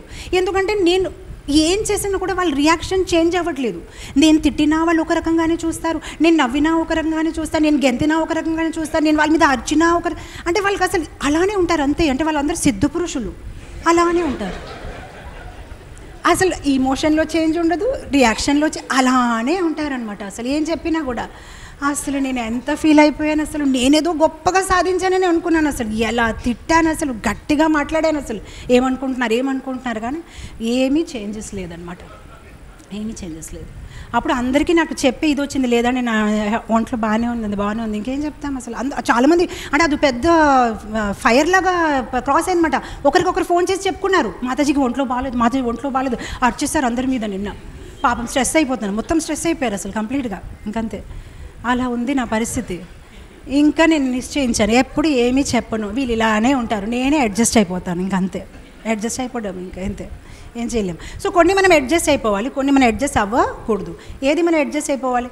మన వెల్త్తో, ఫుడ్తో, వైఫ్తో అడ్జస్ట్ అయిపోవాలి కదా, మన పిల్లలతో. ఇప్పుడు నేను మీరందరితో ఎలా అడ్జస్ట్ అయిపోతే అలా అడ్జస్ట్ అయిపోవాలి. కానీ కొన్ని మనం అడ్జస్ట్ అవ్వకూడదు. లైక్ మంగళారతి రావాలి, జప రావాలి, సాధన చేసుకోవాలి అని. ఇంకొకటి దానం. ఎప్పుడు దానంకి మనం సంతృప్తి చెందకూడదు. ఇచ్చాను కదా, మొన్నే కదా మెంబర్ అయ్యాను, మొన్నే కదా గౌదానం ఇచ్చాను, లేదు ఇంకొక అవకాశం ఉందా, సరే ఇస్తాను. లాస్ట్ టైం నేనే కదా స్పాన్సర్ చేశాను, మళ్ళీ నేనే చేయాలా ఈసారి స్పాన్సర్, నువ్వు చేయాలి. Very happy. మనం ఎంతలాగా దానం ఇస్తుంటే it's adding to our spiritual bank account. దానికోసం నేను ఎప్పుడు సంతృప్తి పడకూడదు అనమాట. సో బలి మహారాజ్ చూడండి, ఆయన 3 అడుగులు చాలు అంటే కూడా లేదు, ప్లీజ్ అడగండి, ఇంకా అడగండి అని చెప్తున్నారు. సో ఆయన అంటున్నారు, లేదండి అసలు బ్రాహ్మణ్ కదా, మేము అలానే ఉండాలండి, మేము సంతృప్తి చేరి ఉండాలి, ప్లీజ్ మీరు నన్ను ఇలా చేసుకోకూడదు. ఇన్ఫ్యాక్ట్ శ్రీమద్ భాగవతం క్యాంటో 4లోనే ఒక మంచి శ్లోక ఉంది. అంటే దాంట్లో ఒక సీక్రెట్ ఉంది అసలు ఆ శ్లోకంలో. నంబర్ చెప్తాను, కావాలంటే రాసుకోండి, 4.31.19. అంటే మనం అనుకుంటాం కదా, భగవంతుడిని ఎలా సంతృప్తిపరచాలి, ఆయన మనం ఎలా ఆనందపరచాలి. అక్కడ భగవంతుడు సీక్రెట్ ఇచ్చేశారు. 3 థింగ్స్ మీరు చేస్తే వెరీ క్విక్లీ, చాలా తొందరగా నన్ను మీరు ఆనందపరచగలుగుతారు. 3 థింగ్స్ మీరు చేయాలి. సర్వజీవ దయ, అందరి మీద దయ చూపించాలన్నమాట, అది ఫస్ట్ థింగ్ దయ. సెకండ్ థింగ్ సంతుష్ట ఏన కేనచ, మీ దగ్గర ఏముంటే దానికి సంతృప్తి చేరాలన్నమాట. థర్డ్ థింగ్ సర్వేంద్రియ ఉపశాంత్య, మీ ఇంద్రియాలని ఎప్పుడూ నియంత్రిస్తూ ఉండాలి. ఈ 3 థింగ్స్ ఎవరైనా చేస్తే, ఇక్కడ ఒక వర్డ్ యూజ్ చేశారు, తుష్యతి ఆశు జనార్దన.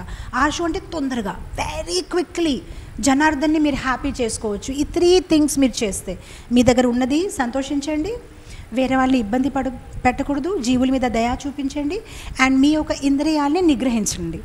ఏదైనా చెయ్యాలనిపించినా కూడా ఇంకా చాలు. నేను నా జీవితంలో చాలా ఎంజాయ్ చేసుకున్నాను, నా టంగ్ని ఎంజాయ్ చేసుకున్నాను, నా బాడీతో ఎంజాయ్ చేసుకున్నాను, ఇంకా చాలు.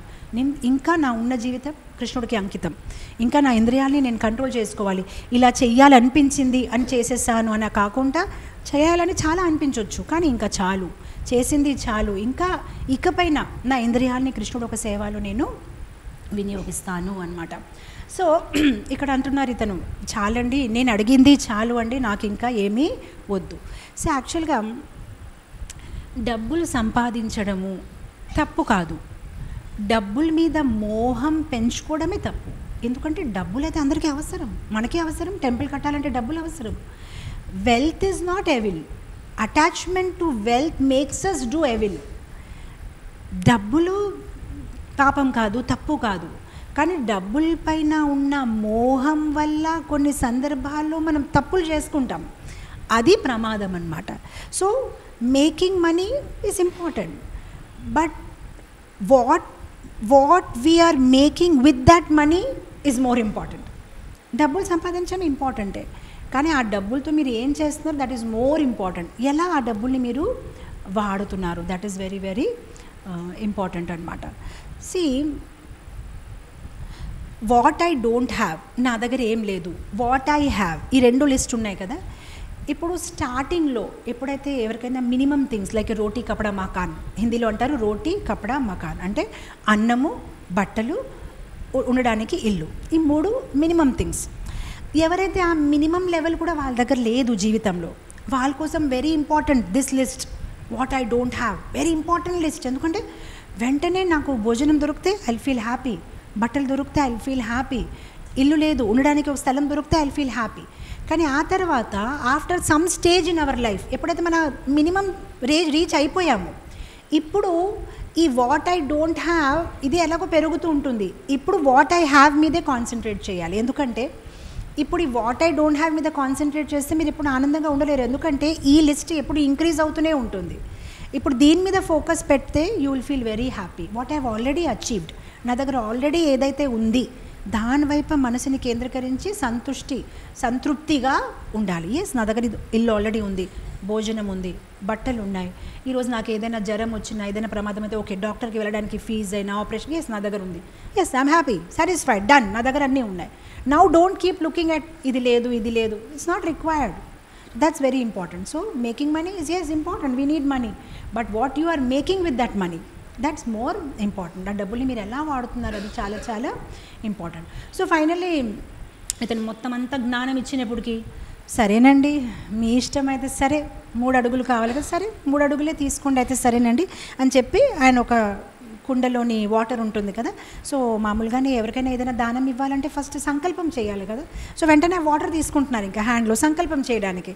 అయితే సరే నేను బలి మహారాజ్ అని పేరుతో ఉన్న నేను మీకు ఈ వాగ్దానం ఇస్తున్నాను అని చెప్పి ఇంకా సంకల్పం చేయాలి. ఎప్పుడైతే ఆ నీళ్ళు ఇంకా తీసుకున్నారు సంకల్పంకి, అప్పుడు వెంటనే ఆయన గురుగారు అడిచారు గట్టిగానే, శుక్రాచార్య, ఏ బలి ఆగు, ఆపు, ఏం చేస్తున్నావు? ఏం లేదు, దానం ఇస్తున్నాను. ఇవ్వద్దు. అసలు తను ఎందుకు గురుగారు దానం ఇవ్వడంలో ఏంటి తప్పు అంటే, తను ఎవరు అనుకుంటున్నావు? మోసగాడు, తను విష్ణు వచ్చాడు ఈ ఒక బ్రహ్మచారి రూపంలో వచ్చి నిన్ను మోసం చేస్తున్నాడు. అండ్ మొత్తం అంతా ఇప్పుడు శుక్రాచార్య ఒక ఇంటెలిజెన్స్ చూడండి, ఆయన గురుగారు మొత్తం అంతా స్టోరీ చెప్పేశాడు. ఇతను ఇలా మోసం చేస్తాడు, 3 అడుగులు చెప్పాడు కదా, ఈ 3 అడుగులు పేరుతోని ఆ అడుగులు అలా పెంచుతూ వెళ్ళిపోతాడు, రెండు లోకాలు, పై లోకాలు కింద లోకాలు అన్నీ తీసేసుకుంటాడు. అప్పుడు 3వ అడుగును ఇవ్వలేకపోయాడని నీ మీద కోపం చెంది నిన్ను బంధిస్తాడు, నిన్ను శపిస్తాడు, నిన్ను ఇచ్చేస్తాడు, నీ మొత్తం డబ్బులు ధనము అన్నీ కోల్పోతావు అని మొత్తం అంతా స్టోరీ చెప్పేశాడు. ఇంకా నువ్వు ఆపు. కానీ ఇంత చెప్పిన తర్వాత కూడా బలి మహారాజ్ అంటున్నారు, కానీ గురుగారు కానీ అని అంటారు. ఇంకా కానీ అంటావేంటి బాబు, నీ దగ్గర అన్నీ తీసేసుకుంటారు, కానీ మళ్ళీ నేను మాట ఇచ్చేసాను కదా గురుగారు అని అంటున్నారు. సో ఇప్పుడు ఇక్కడ విషయం ఏంటంటే, ఫస్ట్ ఆఫ్ ఆల్ భగవంతుడు చాలా అందంగా ఉంటారు. అంటే ఆయన అందం ఎలా ఉంటుందంటే అన్నీ అర్థమైనా కూడా బుర్ర పనిచేయదు ఆ నిమిషంలో. అండ్ ఆయన ఒక మధురమైన రూపం చూసినప్పటికీ, ఆయన ఇలా 3 అడుగులు అడిగినప్పటికీ అర్థమైనా కూడా అర్థం చేసుకొని అనిపించట్లేదు. పోనీ ఆయన ఎలా పోనీ అన్నీ కోల్పోతానులే, ఆయనకి ఇచ్చేస్తానని అనిపిస్తుంది. ఇంకో విషయము, సెకండ్ పాయింట్ ఏంటంటే ఈగో. అంటే నేను ఒక రెస్పెక్టబుల్ పర్సన్, నాకైనా సొసైటీలో ఒక పేరు ఉంది. అప్పుడు ఇంకా నాకు ఎలాంటి పేరు వస్తుందంటే, ఈ బలి మాట తప్పాడు అని నాకు ఒక చెడు పేరు వస్తుంది. సో అలా ఎలా అవుతుంది? వద్దు గురుగారు, నేను ఒక మంచి క్షత్రియుడిని. సో ఆ రోజుల్లో ఇప్పుడు ఎలా ఉందంటే, మనుషులు ఒక మాటకి విలువ లేదు, ఏదైనా చెప్పేస్తారు తర్వాత దాన్ని చెయ్యరు. కానీ ఆ రోజుల్లో అలా కాదు. క్షత్రియులు చాలా వాళ్ళ ఒక బ్లడ్లోనే అలా ఉండేది, ఎప్పుడైనా వాళ్ళ మాట తప్పదు. మనం చూస్తాం కదా చరిత్రలో, దశరథ్ మహారాజ్ అయినా మాట తప్పను అని ఆయన శ్రీరాముడు అప్పుడు వనవాసంలో వెళ్ళారు. మనం చూస్తాం షిబి మహారాజ్, ఆయన నిజ మాసాన్ని ఇచ్చేశారు. ఒక పిల్లుక ఏమంటారు, పావురాలు, ఒక పావురాల్ని కాపాడడానికి తన మాసాన్ని ఇచ్చేశారు. హరిశ్చంద్ర మహారాజ్, నేను అబద్ధం చెప్పనంటే చెప్పను. ఈవెన్ రాంతిదేవ్ మహారాజు వాళ్ళొక్క సిటిజన్స్ కోసము ఏదైనా చేయడానికి రెడీగా ఉన్నారు. దదిచి ఆయన ఒక ఎముకలు బోన్స్ ఇచ్చేశారు. సో ఆ రోజుల్లోని సమాజ సేవ చేయడం, బ్రాహ్మణాలి సహాయం చేయడం, మహిళల్ని కాపాడడము, వృద్ధుల్ని రక్షించడము, ఆవుల్ని రక్షించడం, బ్రాహ్మణాల్ని పోషించడం, ఇది చాలా గొప్ప విషయాలు. సో వాళ్ళు మాట తప్పరు అసలు. సో ఇతను అసలు ఒప్పుకోలేదు, గురుగారు మీరు ఏదైనా చెప్పొచ్చు కానీ నేను నా మాట ఇచ్చేసాను, సో నేను వాళ్ళకి ఇవ్వవలసిందే. అప్పుడు వెంటనే ఇంకా శుక్రాచార్య మరీ జ్ఞానం ఇస్తున్నారు, బాబు ఒకటి ధర్మము, ఒకటి ఆపద ధర్మం. ఆపద ధర్మం ఏంటంటే ఎప్పుడైతే మనం ఇబ్బందిలో ఉంటామో అలాంటి సమయంలో ధర్మం పాటించే అవసరం లేదని శాస్త్రం కూడా చెబుతుంది. అందుకోసం నువ్వు ఇప్పుడు మాట తప్పినా కూడా నీకు ఎటువంటి అపరాధం లేదు, ఎందుకంటే ఇతను మొత్తం తీసేసుకుంటాడు కదా నీ దగ్గర. సో నీకు కూడా బ్రతకడానికి కావాలి కదా, మనం ఒక్కొక్కసారి మన జీవితాన్ని ప్రాణాన్ని కాపాడడానికి అబద్ధం చెప్పవలసిన సిచ్యువేషన్స్ వచ్చినప్పటికీ చెప్పాలి, దాంట్లో ఏం తప్పు లేదని అన్ని రకాలుగా ఆయన్ని ఒప్పిస్తున్నారు. కానీ ఈయన మాట అసలు వినట్లేదు. అయితే ఇప్పుడు వరకు ఏంటంటే బలి మహారాజ్ ఎలా మాట్లాడుతున్నారంటే నాట్ లైక్ ఎ డివోటీ, అంటే ఆయన భగవంతుడు కదా, భగవంతుడిని నేను సేవాని అందించాలి అలా మాట్లాడట్లేదు. అంటే నా ఒక పరువు పోతుంది కదా, నేను ఒక మాట ఇచ్చాను కదా, నేను ఒక ఆనరబుల్ పర్సన్ కదా, నన్ను అందరూ గౌరవిస్తారు కదా, అంటే ఆ లెవెల్లో మాట్లాడుతున్నారు. కానీ ఇప్పుడు మీరు చూస్తారు సడన్గానే ఎప్పుడైతే ఇంకా భగవంతుడు ఆయన ఒక శరీరాన్ని పెంచుతారు అప్పుడు మీరు చూస్తారు కంప్లీట్గా ఆయన ఒక మాటల్లోనే మామూలు క్షత్రియ రాజా కాకుండా ఒక భక్తుడు ఒక మాటలు మొదలవుతాయి అన్నమాట. That is a change you will see ఇప్పుడు బలి మహారాజ్లో. So actually this is very special, ఎందుకంటే ఈ చేంజ్ అనేది రావడము అంత సులభం కాదు. When will the change come? Sometimes the change requires a great challenge. మన జీవితంలో ఒక గొప్ప ఛాలెంజ్, ఒక గొప్ప సమస్య ఎదురైనప్పుడే మనలో ఆ చేంజ్ వస్తుంది. లేదంటే వెళ్తుంది, నడుస్తుంది లైఫ్, ఇంకా అలా మనం వెళ్ళిపోతాం. కానీ some real life changing incident అయినప్పటికైనా సడన్గా మన లోపల ఉన్న స్పిరిచువల్ ఇంప్రెషన్స్ అన్నీ అవేకన్ అయిపోతాయి. ఎందుకంటే మామూలుగా అయినా మనకి ఆ స్పిరిచువల్ స్పార్క్ అయితే ఉంది, ప్రస్తుతం ఏంటంటే దాని మీద అలా మట్టి కప్పేసి ఉంది. కానీ కొన్ని సిచ్యువేషన్స్ మన జీవితంలో వచ్చినప్పటికీ దట్ స్పార్క్ అని కమ్స్ అవుట్ అనమాట, రైట్? సో ఒక్కొక్కసారి that is why what happens sometimes. So even ఇల్లు మారడం కూడా ఎవరు ఇల్లు మారాలని అనుకోరు, అబ్బా సెట్ అయిపోయాము, అడ్జస్ట్ అయిపోయాము, ఇంకెందుకు మళ్ళీ కొత్త ఇల్లు మారాలి. కానీ ఒక్కోసారి రెంట్ పెంచేశారనుకోండి, అప్పుడు తప్పక మారాలి ఇంకా, ఎందుకంటే రెంట్ పెంచేస్తారు కదా, అప్పుడు ఇంకా మార్చేస్తాము. అలానే కృష్ణ కూడా ఏం చేస్తారంటే ఒక్కొక్కసారి మనం చాలా రిలాక్స్ అయిపోతాము మనం ఉన్న సిచ్యువేషన్లోనే. అప్పుడు కృష్ణుడు ఏం చేస్తారు, రెంట్ పెంచేస్తారు. రెంట్ పెంచడం అంటే కొన్ని ఇబ్బందులు పెడతారు మన జీవితంలో. అప్పుడు ఇబ్బందులు పట్టినప్పటికైనా తప్పక మన జీవితంలో చేంజ్ అనేది మనము తీసుకొస్తాం. నేను చాలా సందర్భాల్లో చూశాను, చాలామంది డివోటీస్ అంటే కృష్ణ కాన్షియస్నెస్లో ఇంట్రెస్ట్ ఉండేది కాదు, కాకపోతే మళ్ళీ నాకు సమ్ హెల్త్ ప్రాబ్లం వచ్చేసింది, లేదు నాకు ఇలా అయ్యింది, లేదంటే మాకు కోవిడ్ టైంలో మా నాన్నగారు చనిపోయారు, అప్పటి నుంచి నేను భక్తి చేయడం స్టార్ట్ చేశాను. అలా కొందరు జీవితంలో మీరు చూస్తే సమ్ స్పెషల్ ఇన్సిడెంట్ అయిపోయింది, అంటే వాళ్ళ జీవితంలో రెంట్ పెరిగింది, కంఫర్టబుల్ ఉన్న సిచ్యువేషన్లో కృష్ణ డిస్టర్బెన్స్ క్రియేట్ చేశారు. ఆ డిస్టర్బెన్స్ క్రియేట్ చేసిన అప్నే ఆప్సే ఇంకా అది వదిలేసి వేరే ఇల్లుకి మార్చుకోవడమే, అప్పుడు మన పాత అలవాట్లు మానేసి కృష్ణ చైతన్యంలో ముందుకి వెళ్ళడమే. సో ఇక్కడ బలి మహారాజ్ని చూస్తే ప్రస్తుతం తను చాలా కంఫర్టబుల్గా రిలాక్స్గా హ్యాపీగా ఉన్నాడు. రాజుగా ఉన్నాను, క్షత్రియుగా ఉన్నాను, అసుర రాజుగా ఉన్నాను, హ్యాపీగానే ఉన్నాను. కానీ ఎప్పుడైతే తన దగ్గర అన్నీ లాగేస్తారు ఇప్పుడు భగవంతుడు, అప్పుడు తనలో చేంజ్ అనేది వస్తుంది, అప్పుడు తన లోపల ఉన్న భక్తి. ఎందుకంటే సమ్టైమ్స్ ఆ స్పిరిచువల్ ఇంప్రెషన్స్, ఫర్ ఎగ్జాంపుల్ బలి మహారాజ్ జీవితంలో ప్రత్యేకంగా చెప్పాలి, ఎందుకంటే ఆయన ప్రహ్లాద్ మహారాజ్ ఒక గ్రాండ్ సన్. సో తప్పకుండా ఆయనలో ఆ స్పిరిచువల్ స్పార్క్ అయితే ఉంది. కానీ ఎప్పుడైతే ఇలాంటి పరిస్థితిలో భగవంతుడు పెట్టారో అప్పుడు సడన్గా ఆయనకి. మీరు ఇంకొక ఎగ్జాంపుల్ ఇవ్వాలంటే వృత్సాసురు ఎవరు? పూర్వంలో చిత్రకేతు మహారాజ్ కథ చాలాసార్లు చెప్పాను కదా, ఆయన భక్తుడే. కాకపోతే చిత్రకేతు మహారాజ్కి ఎవరు శపించారు? పార్వతీదేవి శపించినప్పుడు ఆయన వృత్సాసురుగా తయారయ్యారు. ఇప్పుడు మీరు వృత్సాసురుని ఇంద్ర ఒక వార్తాలాపం కాన్వర్జేషన్ వింటే వృత్సాసురు ముందు చాలా చెడుగా మాట్లాడుతున్నారు. You are the murderer of your guru, you are murderer, నువ్వు మర్డర్ చేసావు, అసలు నీలాంటి వాళ్ళని చంపేయాలి అని అలా మాట్లాడతాడు వృత్సాసురు. సడన్గా మీరంటే చూస్తారా కాన్వర్జేషన్ మధ్యలోనే వృత్సాసురు కంప్లీట్గా ఒక భక్తుడుగా మాట్లాడడం మొదలు పెట్టేస్తాడు.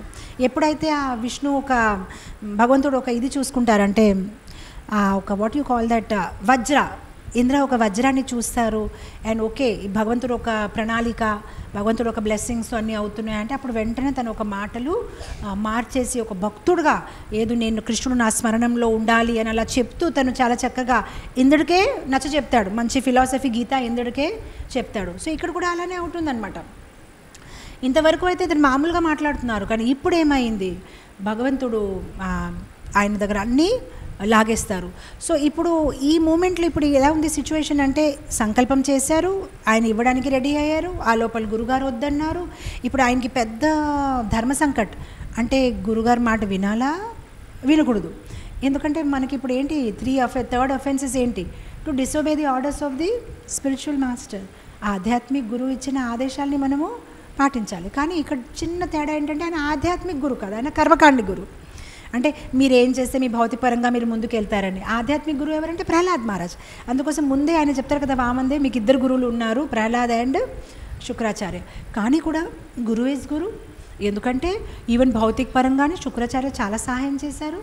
ఆయన చనిపోతే మృతు సంజీవిని ఇచ్చి ఆయన బ్రతికించారు. ఆయన ఎప్పుడో కలలో ఊహించిన స్వర్గలోకాలు ఒక రాజ్యాగతాన్ని తయారు చేశారు. తనకు కావాల్సింది కోరింది అన్ని తనకి ఇచ్చారు. ఈ నిమిషంలో ఆయన ఒక మాటని వద్దనడము చాలా తప్పు. మామూలుగా భౌతిక జీవితంలో కూడా మనకి ఎవరైనా సహాయం చేసి 2 మంచి మాటలు చెప్పారనుకోండి, మళ్ళీ వాళ్ళకి వద్దు చెప్పాలంటే మనకేదో పాపం నాకు ఎంత సహాయం చేశారు, అలా ఎలా నో చెప్పేయాలని. అలాంటివి ఇతను గురువు ఎన్ని రకాలుగా సహాయం చేశారు. కానీ కూడా చూడండి, ఆధ్యాత్మిక పరంగా ముందుకి రావాలంటే మనకి నచ్చిన మనం గౌరవించిన చాలామందిని వదిలేసి రావాల్సిన పరిస్థితి వస్తుంది మన జీవితంలో. లైక్ మనం చూస్తాము భరత్ మహారాజ్ జీవితంలో సొంత తల్లిని ఆయన త్యాగం చేశారు, కైకేయిని. ఎందుకంటే he chose Rama. Mother and రామలో చాయిస్ ఉంటే నో, ఐ వాంట్ రామ. బ్రాహ్మణ పత్రులు మనం కృష్ణలీలలో చూస్తాము, బిట్వీన్ హస్బెండ్ అండ్ కృష్ణ, వాళ్ళు కృష్ణని ఎంచుకున్నారు, హస్బెండ్స్ని వదిలేశారు. ఎందుకంటే వాళ్ళ హస్బెండ్స్ ఏమన్నారు, డోంట్ గో అన్నారు. కానీ కూడా వాళ్ళ హస్బెండ్స్ని మానేసి కృష్ణుడి దగ్గరికి వెళ్ళి కృష్ణుడికి ప్రసాదం పెట్టారు. సో బ్రాహ్మణ్ పత్రులు ఏం చేశారు, హస్బెండ్ అండ్ కృష్ణ ఉంటే చాయిస్ కృష్ణుడిని ఎంచుకున్నారు.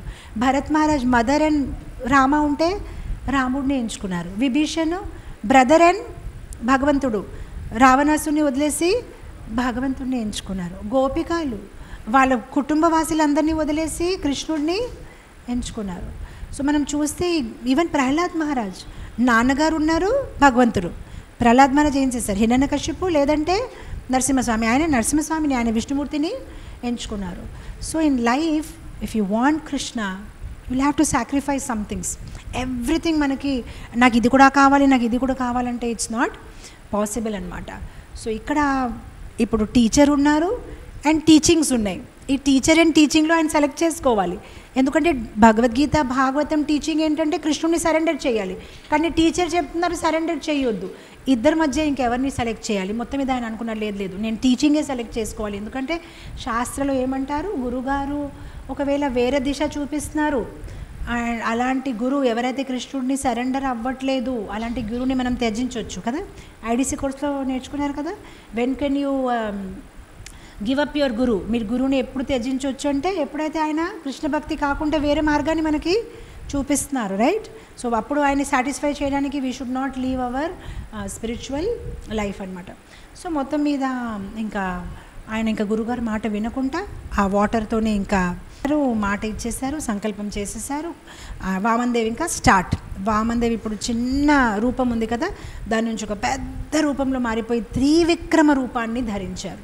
ఈ త్రివిక్రమ రూపం ఎంత విశాలంగా ఉంది అంటే ఆయన ఒక్క అడుగుతోనే మొత్తం అప్పర్ ప్లానెటరీ సిస్టమ్స్ అన్ని మీద ఆయన కాలేసేసారు. సో అది ఎంత పెద్ద పొడుగా అవుతుందంటే మొత్తం మీద ఆయన ఒక కాల వేల్ సత్యలోకలో కనిపించింది బ్రహ్మకి. అప్పుడు వెంటనే బ్రహ్మ ఏం చేశారు, ఆయన కమండల నుంచి నీళ్ళు తీసుకొని ఆయనకి అభిషేకం చేయడం మొదలుపెట్టారు. సో బ్రహ్మ కమండల నుంచి వచ్చిన అభిషేకం నీళ్ళే మళ్ళీ కింద పడి గంగా రూపంలో వచ్చింది. అలానే కారణ సాగర్. ఎందుకంటే ఎప్పుడైతే ఆయన ఇలా కాలు అడుగు పెట్టారు అప్పుడు ఆయన ఒక కాల వేల తాలూకా వాట్ యు సే గోర్, అది ఆ అవుటర్ లేయర్ ఏదైతే ఉంటుంది దాన్ని పియర్స్ చేసి చిన్న లీకేజ్ వచ్చింది. సో ఆ లీక్ వచ్చినప్పటికీ ఆ కారణ సాగర్ నీళ్ళంతా కిందకి వచ్చింది. సో అదే ఆ గంగా అనమాట. సో మొత్తం ఒక్క అడుగుతోనే ఆల్ అప్పర్ ప్లానెటరీ సిస్టమ్స్ని ఆయన కబ్జా చేసేసారు. ఇంకొక అడుగుతో ఆయన ఏం చేశారు, ఆల్ లోవర్ ప్లానెటరీ సిస్టమ్స్ కబ్జా చేసేసారు. 2 అడుగులు కంప్లీట్. ఇప్పుడు 3 అడుగులు ఇస్తారన్నారు కదా, ఇప్పుడు ఏం చేస్తారు? ఇప్పుడు ఆయన అడుగుతున్నారనమాట. సో ఎక్కడుంది నా 3వ అడుగు, ఎక్కడ పెట్టాలి నేను నా కాలు అని ఆయన బలి మహారాజ్కి అడుగుతున్నారు. ఆ లోపల ఎప్పుడైతే ఆయన త్రివిక్రమ రూపంలో వచ్చేసారు, వీళ్ళందరికీ కోపం చెంది ఈ బలి మహారాజ్ ఒక అనుయాయులు, ఆ సోల్జర్స్ సైనికులు కోపం చెంది, ఆహా మా రాజుకి మీరు మోసం చేస్తారా అని వాళ్ళు వెంటనే కత్తిలు తీసేసి ఇంకా అటాక్ చేస్తున్నారు. ఆ లోపల విష్ణుదూతలు, ఓహో మీరు మా విష్ణుమూర్తిని అటాక్ చేస్తారని వాళ్ళు అటాక్ చేస్తున్నారు. వీళ్ళంతా గొడవపడినప్పటికీ బలి మహారాజ్ ఆగండి ఇంకా చాలు, ఇప్పుడు మన టైం సరిగ్గా లేదు, ఇంకా ఆగడమే మంచిది, this is not a good time for us. So మనకి ఇప్పుడు ఆస్ట్రాలజీలు అంటారు కదా, మంచి టైం లేదు, ఇప్పుడు ఇది మన టైం కాదు, ఇప్పుడు మనం ఓడిపోయి ఉన్నాము, సో మీరందరూ కొంచెం శాంతంగా ఉండండి అంటే అప్పుడు చుప్ అయిపోయారు అందరూ. ఆ లోపల అఫ్కోర్స్ ఇది భాగవతంలో లేదు కానీ వేరే పురాణాల్లో ఏమంటే బలి మహారాజ్ ఒక అమ్మగారు రత్నావళి ఆవిడ చూశారనమాట. సో ఎప్పుడైతే ఫస్ట్ టైం వామన్ దేవుని ఆవిడ చూసినప్పటికీ అనుకున్నారు, ఎంత అందంగా ఉన్నారు, ఎంత బుజ్జిగా ఉన్నారు, నా కొడుకుగా పుడితే ఎంత బాగుండేది అని. కానీ ఎప్పుడైతే ఇదంతా జరిగింది, వాళ్ళకి తెలియదు కదా ఇతను త్రివిక్రమ రూపంలో మారిపోతారు, అప్పుడు ఆవిడ అనుకుంది ఇలాంటి కొడుకు ఉంటే అసలు చంపేయాలి, అసలు దీన్ని మనం ఉంచుకోకూడదు. సో ఇప్పుడు ఏంటంటే 2 విషయాలు కోరుకుంది. అమ్మగా నాకు అతను పుట్టాలి, నాకు అమ్మని పిలవాలి, అలానే తన్ని చంపేయాలి. సో అందుకోసం ఆవిడ ఏంటంటే తర్వాత జన్మలోనే ద్వాపర యుగంలో పూతన రూపంలో వచ్చింది.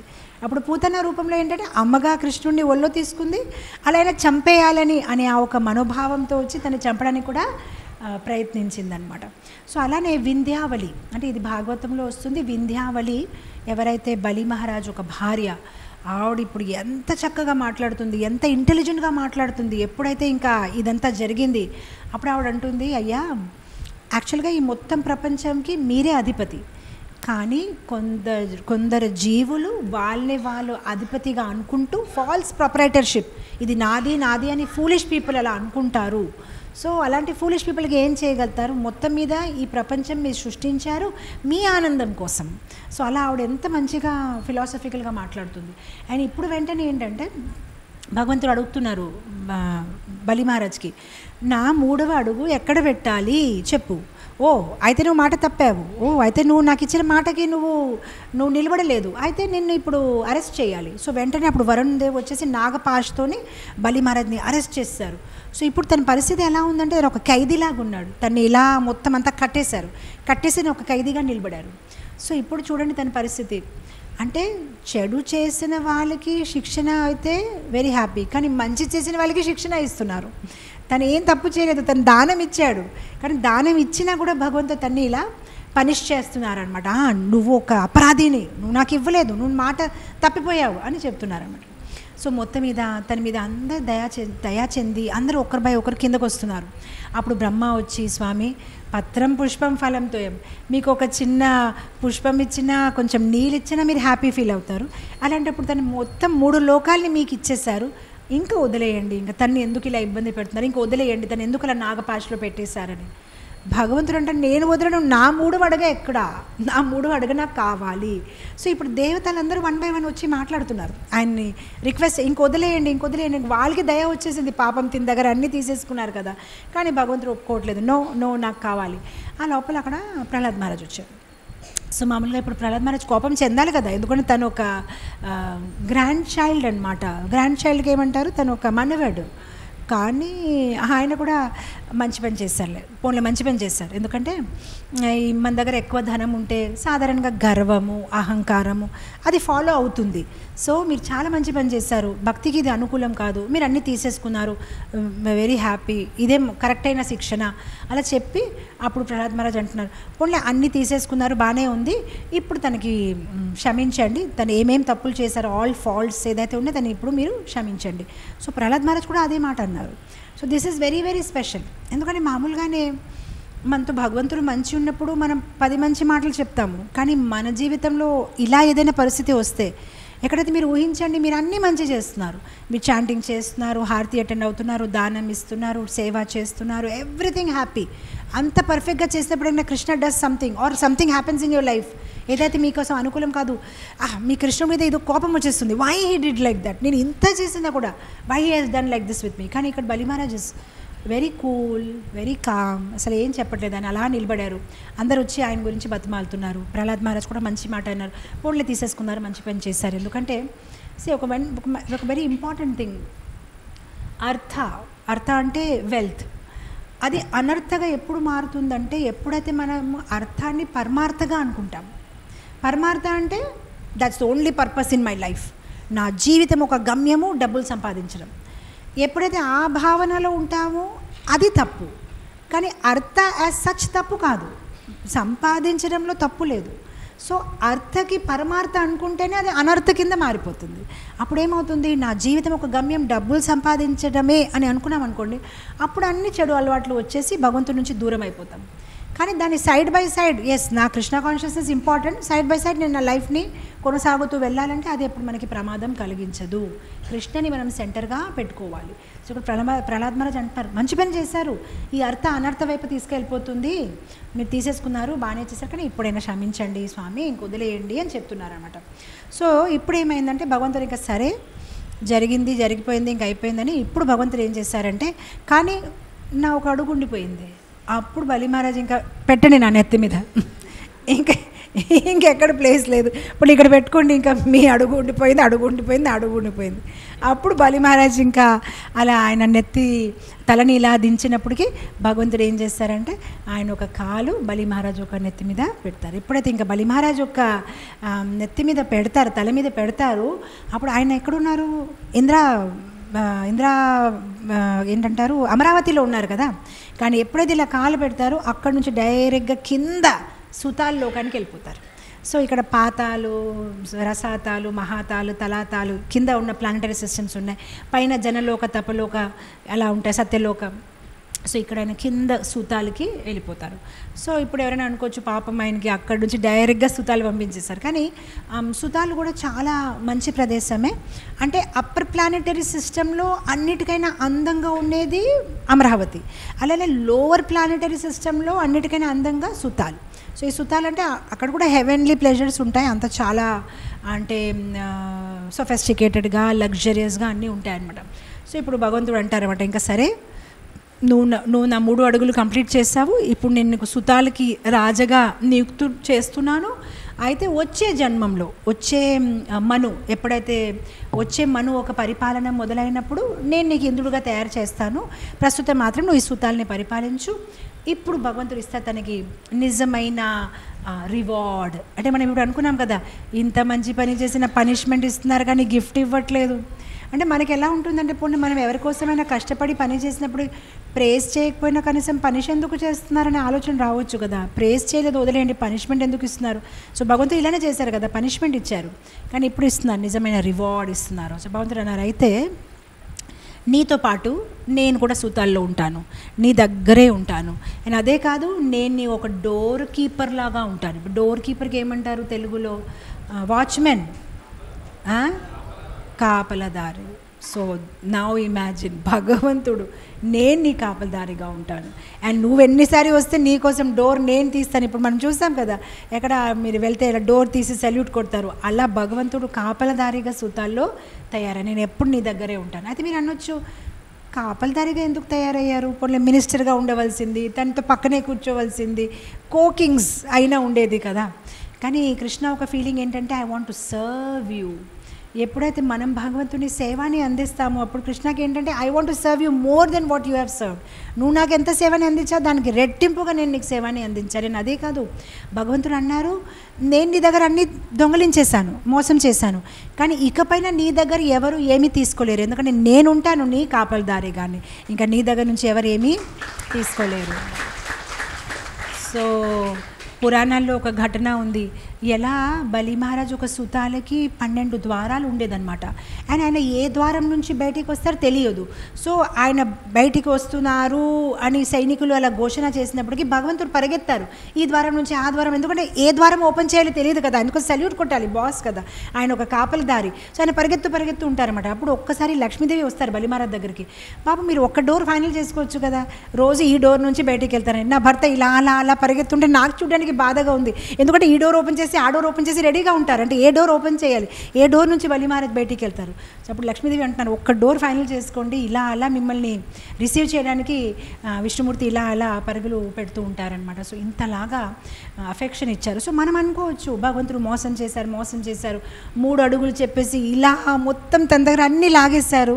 కానీ భగవంతుడు ఒక మోసం ఎలా ఉందంటే ట్రాన్సెండెంటల్ మోసం అంటే ఒక్కొక్కసారి చూడండి, చిన్న పిల్లలు వాళ్ళ దగ్గర 20 రూపీస్ ఉందనుకోండి, మనం ఆ 20 రూపీస్ని లాగేసి 2000 రూపాయలు ఇచ్చామనుకోండి, వాళ్ళకి అనిపించవచ్చు నా 20 రూపీస్ లాగేశారు కానీ వాళ్ళకి అర్థం అవ్వట్లేదు 20 రూపీస్ లాగేసి 2000 నోటుని ఇచ్చాము. సో బలిమహారాజ్ దగ్గర అన్నీ లాగేశారు, కానీ ఏం లాగేశారు, భౌతిక విషయాలు లాగేశారు. అండ్ ఏమి ఇచ్చారు, తను బలి మహారాజ్కి ఇచ్చేశారు. అదే అన్నిటికన్నా గొప్ప రివార్డ్ అనమాట. సో బుద్ధి తక్కువ ఉంటే అది అర్థం అవ్వకపోవచ్చు, ఎలా అయితే చిన్నపిల్లలకి అది అర్థం అవ్వకపోవచ్చు ఎందుకు లాగారు. ఒక్కొక్కసారి చూడండి తల్లిలు పిల్లల దగ్గర ఏమైనా కత్తి ఉంటే ఏదైనా ఉంటే వాళ్ళకి అసలు ఎలా లాగాలి అని అప్పుడు ఏదో ఒకటి చూపించి ఇది లాగేస్తారనమాట. ఎవరికైనా అనిపించవచ్చు మోసం చేశారు కానీ అది తన కోసం మంచిది కాదు, అందుకోసం లాగేశారు. ఆ ధనము, ఆ భౌతిక ఐశ్వర్యము, దానివల్ల అతను దిగజారిపోతారు కానీ ఆధ్యాత్మికంగా ముందుకు వెళ్ళలేరు. అందుకోసం బలి మహారాజ్ దగ్గర అదంతా భగవంతుడు లాగేశారు. అది ఒక కత్తిలాగా ఉంది చిన్నపిల్ల చేతిలోనే.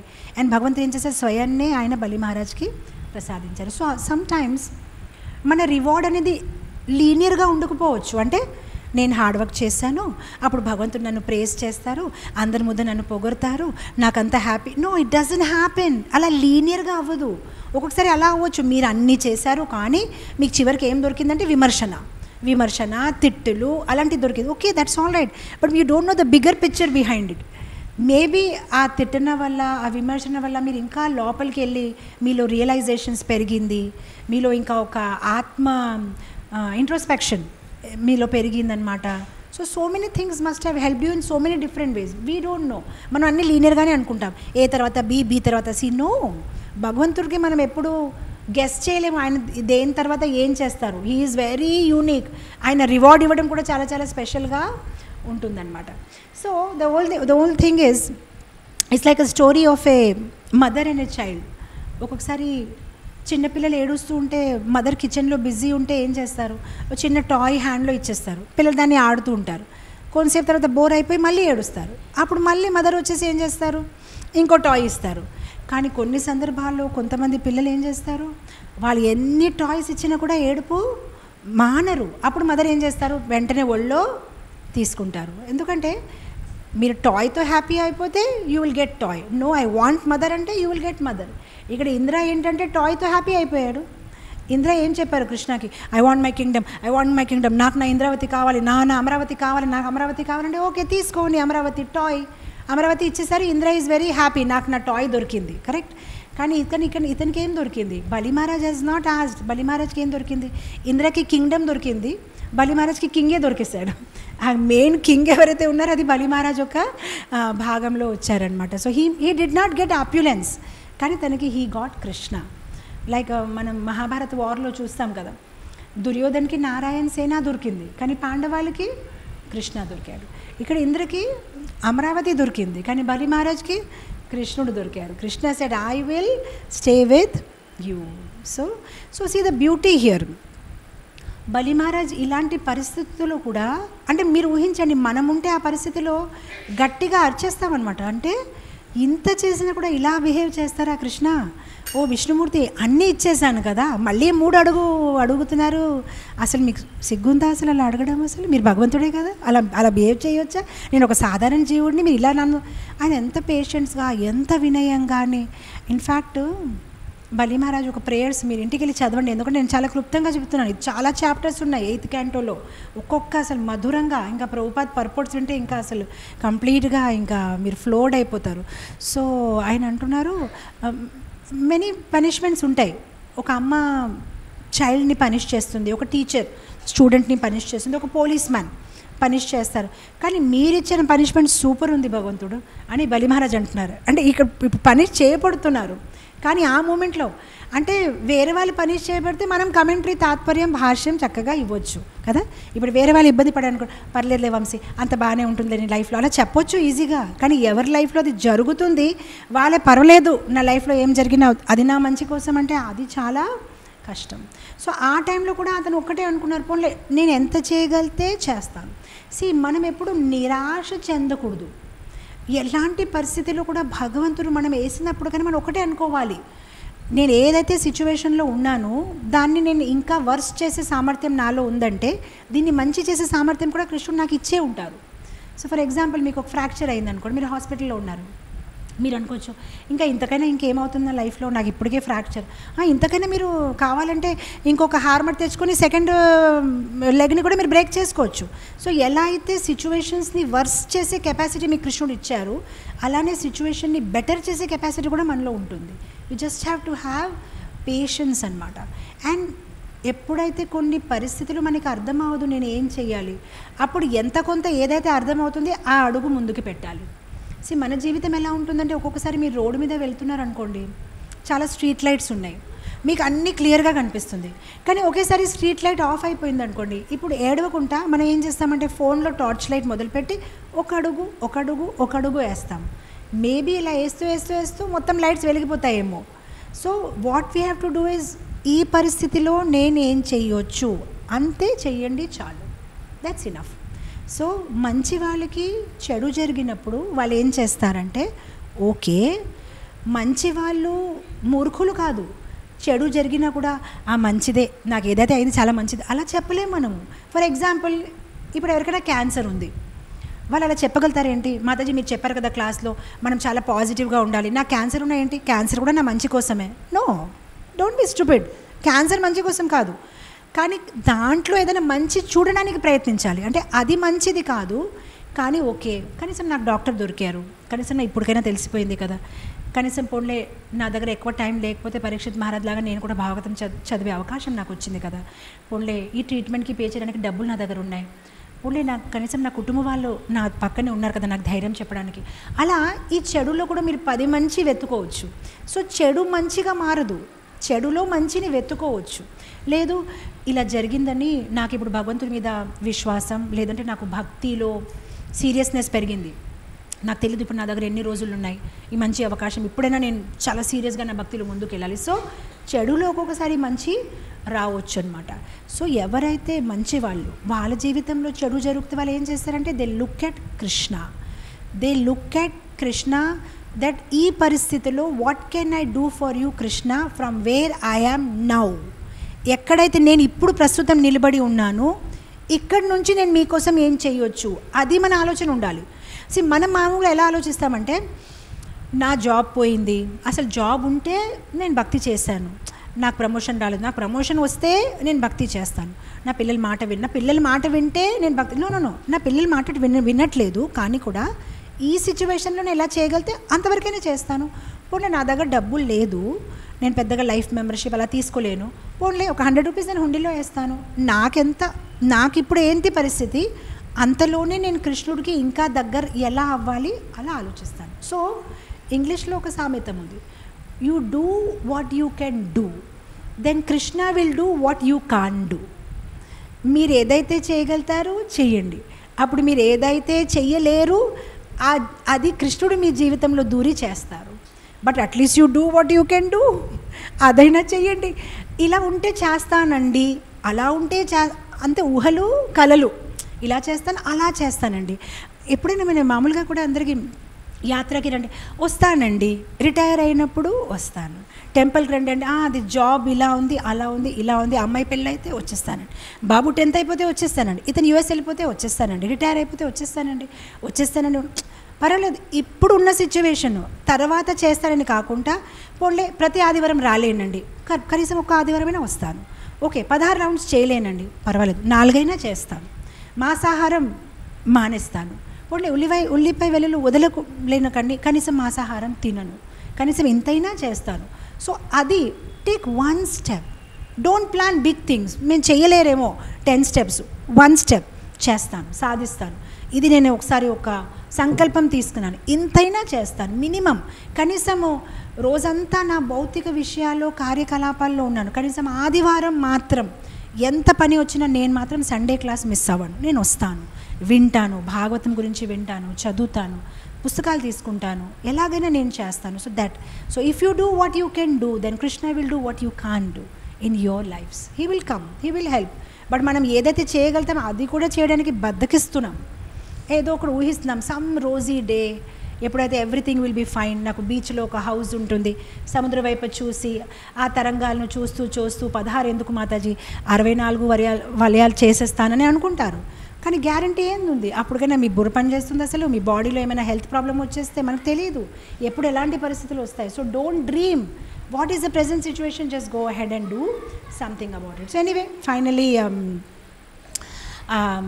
see, when Krishna disrupts your situation, మీ లైఫ్లో ఏదైనా డిఫరెంట్ సిచ్యువేషన్స్ వస్తే, he is just equipping you to face new situations.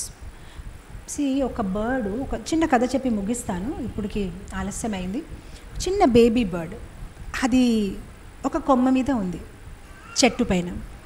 కానీ ఎవరో ఒక షికారి వచ్చి, ఒక కార్పెంటర్ ఎవరో వచ్చి ఆ కొమ్మని కొట్టేశారు. సో ఇప్పుడు కొట్టేసినప్పటికి ఏమైందంటే, ఈ బర్డు కొమ్మ పైన ఆధారపడి ఉంది.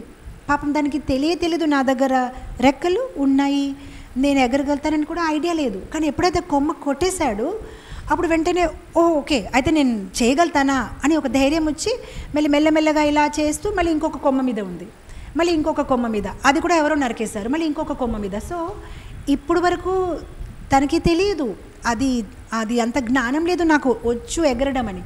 కానీ కొమ్మ కట్ అయిందని ఎగరడం నేర్చుకుంది. అలానే మనలో కూడా చాలా శక్తి ఉంది, భగవంతుడు ఆ శక్తి ఇచ్చారు భక్తి చేయడానికైనా, ఆధ్యాత్మికంగా ముందు వెళ్ళడానికి. కానీ మనకి తెలియదు నేను ఎగరగలుగుతానని. అందుకోసం భగవంతుడు ఒక్కొక్కసారి ఏం చేస్తారంటే మన భౌతిక కొమ్మ నరికేస్తారు. ఎలాంటి సిచ్యువేషన్లో మనకి పెట్టేస్తారంటే అప్పుడు దెబ్బకైనా మనం భక్తి చేయడం మొదలు పెడతాం. అసలు ఇలా అయ్యింది అలా అయ్యింది అంతేనా, మన ఫ్యామిలీ లైఫ్లో గొడవలైనా, సమ్ ఫైనాన్షియల్ ప్రాబ్లం అయినా, హెల్త్ ప్రాబ్లం అయినా, ఈ ప్రాబ్లం అయినా, ఆ దెబ్బకైనా మనం నేర్చుకుంటాం, yes I have spiritual life, right? So don't blame God. భగవంతుడు మీ కంఫర్ట్ కొమ్మల్ని నరికేసినప్పటికీ ఆయన్ని బ్లేమ్ చేయకుండా, ఓ నా దగ్గర రెక్కలు ఉన్నాయి అని దాని మీద ఫోకస్ చేసి ముందుకెళ్ళండి.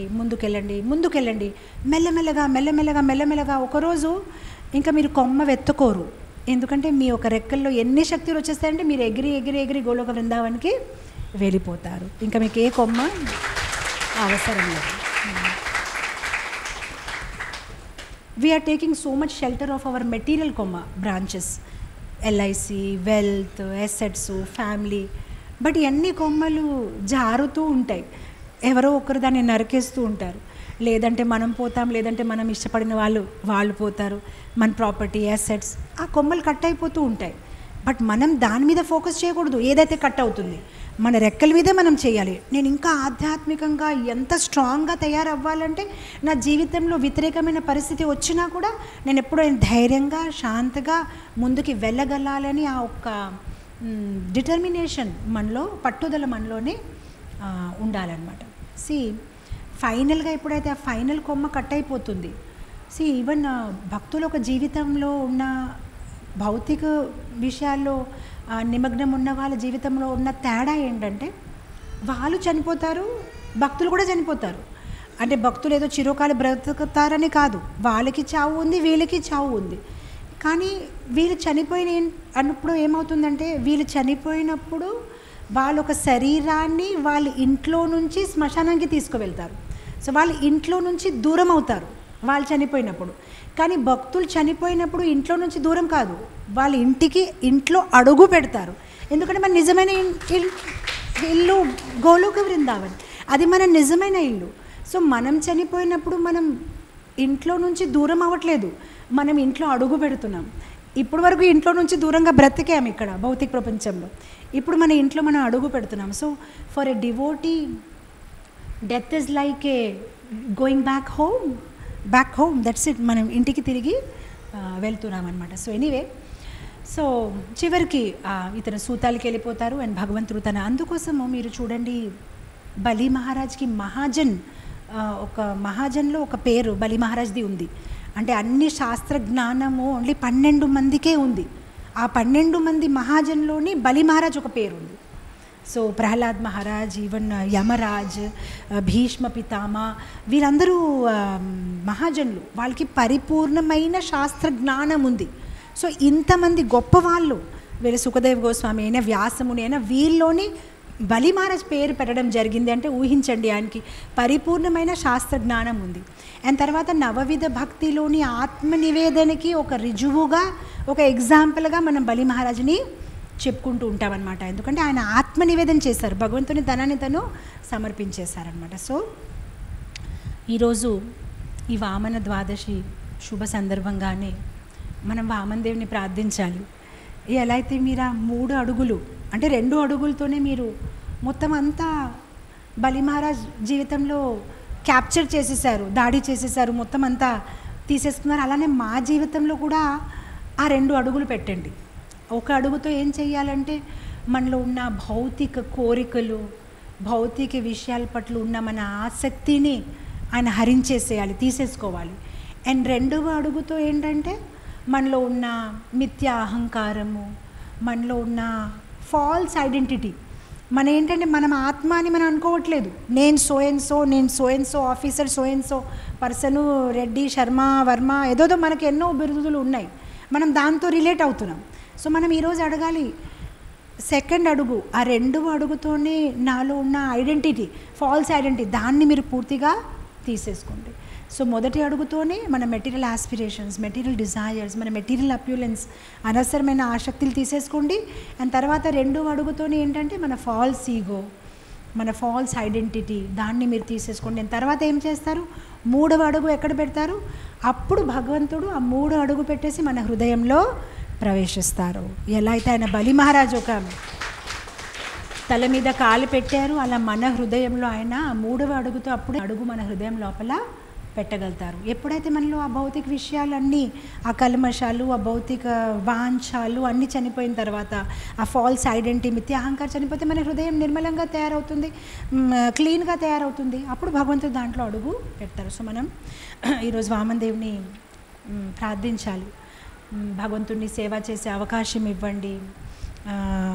చిన్న చిన్న సింపుల్ థింగ్స్తో జీవితంలో నేను సాటిస్ఫై అయిపోవాలి, ఆ సంతృప్తి భావాన్ని. ఎలా అయితే బలి మహారాజ్కి వామనదేవి ఇంత మంచి మంచి మాటలు అన్నారు, మనం లోబీగా ఉండకూడదు, ఆ ఒక మంచి ఆలోచన నాలో కూడా రావాలి, నా దగ్గర ఏదైతే ఉంది దాంట్లో నేను సంతృప్తి అనుభవించాలి, నేను కృష్ణుడిని సేవ చేయాలి, నన్ను మీరు ప్రొటెక్ట్ చేయండి.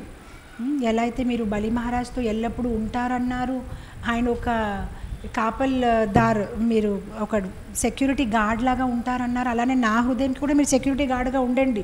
ఎందుకంటే ఎన్నో అనర్థాలు లోపల ప్రవేశించడానికి, దాడి చేయడానికి తయారుగా ఉన్నారు.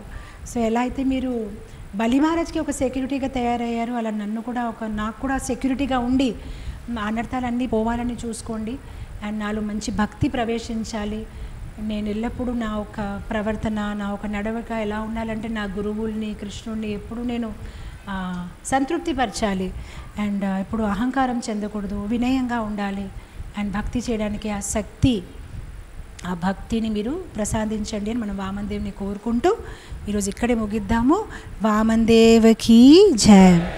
అయితే దశావతార స్తోత్రలో వామన దేవ్ ఒక స్తుతి ఉంది కదా, చిన్నగా ఒక 2 minutes చేసి ఇక్కడ క్లాస్ ముగిస్తాను. చలయసి విక్రమణే బలిం అద్భుత వామనా, చలయసి విక్రమణే బలిం అద్భుత వామనా, పదనఖ నీరజనిత జన పావన, కేశవద్రీతా వామన రూపా, జయ జగదీశ హరే, జయ జగదీశ హరే, జయ జగదీశ హరే. చలయసి విక్రమణే బలిం अद्भुत वामना पदनख नीरजनित जन पावना केशवधृता वामन रूपा जय जगदीश हरे जय जगदीश हरे जय जगदीश हरे। कटन चलयसि विक्रमणे बलिमद्भुत वामना पदनख नीरजनित जन पावना केशवधृता वामन रूपा जय जगदीश हरे जय जगदीश हरे जय जगदीश जय जगदीश जय जगदीश जय जगदीश हरे जय जगदीश हरे जय जगदीश हरे जय जगदीश जय जगदीश जय जगदीश हरे जय जगदीश हरे जय जगदीश हरे जय वामन देव जय वामन देव वामन देव जय वामन देव जय वामन देव वामन देव वामन देव जय वामन जय जय प्रभुपाद प्रभुपाद प्रभुपाद प्रभुपाद जय जय प्रभुपाद प्रभुपाद प्रभुपाद प्रभुपाद निताय गौर हरि बोल हरि बोल हरि बोल निताय गौर हरि बोल निताय गौर हरि बोल हरि बोल हरि बोल। वामन देव भगवान की जय राधा दामोदर भगवान की जय जगन्नाथ बलदेव सुभद्रा महारानी की जय सीताराम लक्ष्मण हनुमान की जय निताय गौर की जय जगत गुरु श्रील प्रभुपाद की जय।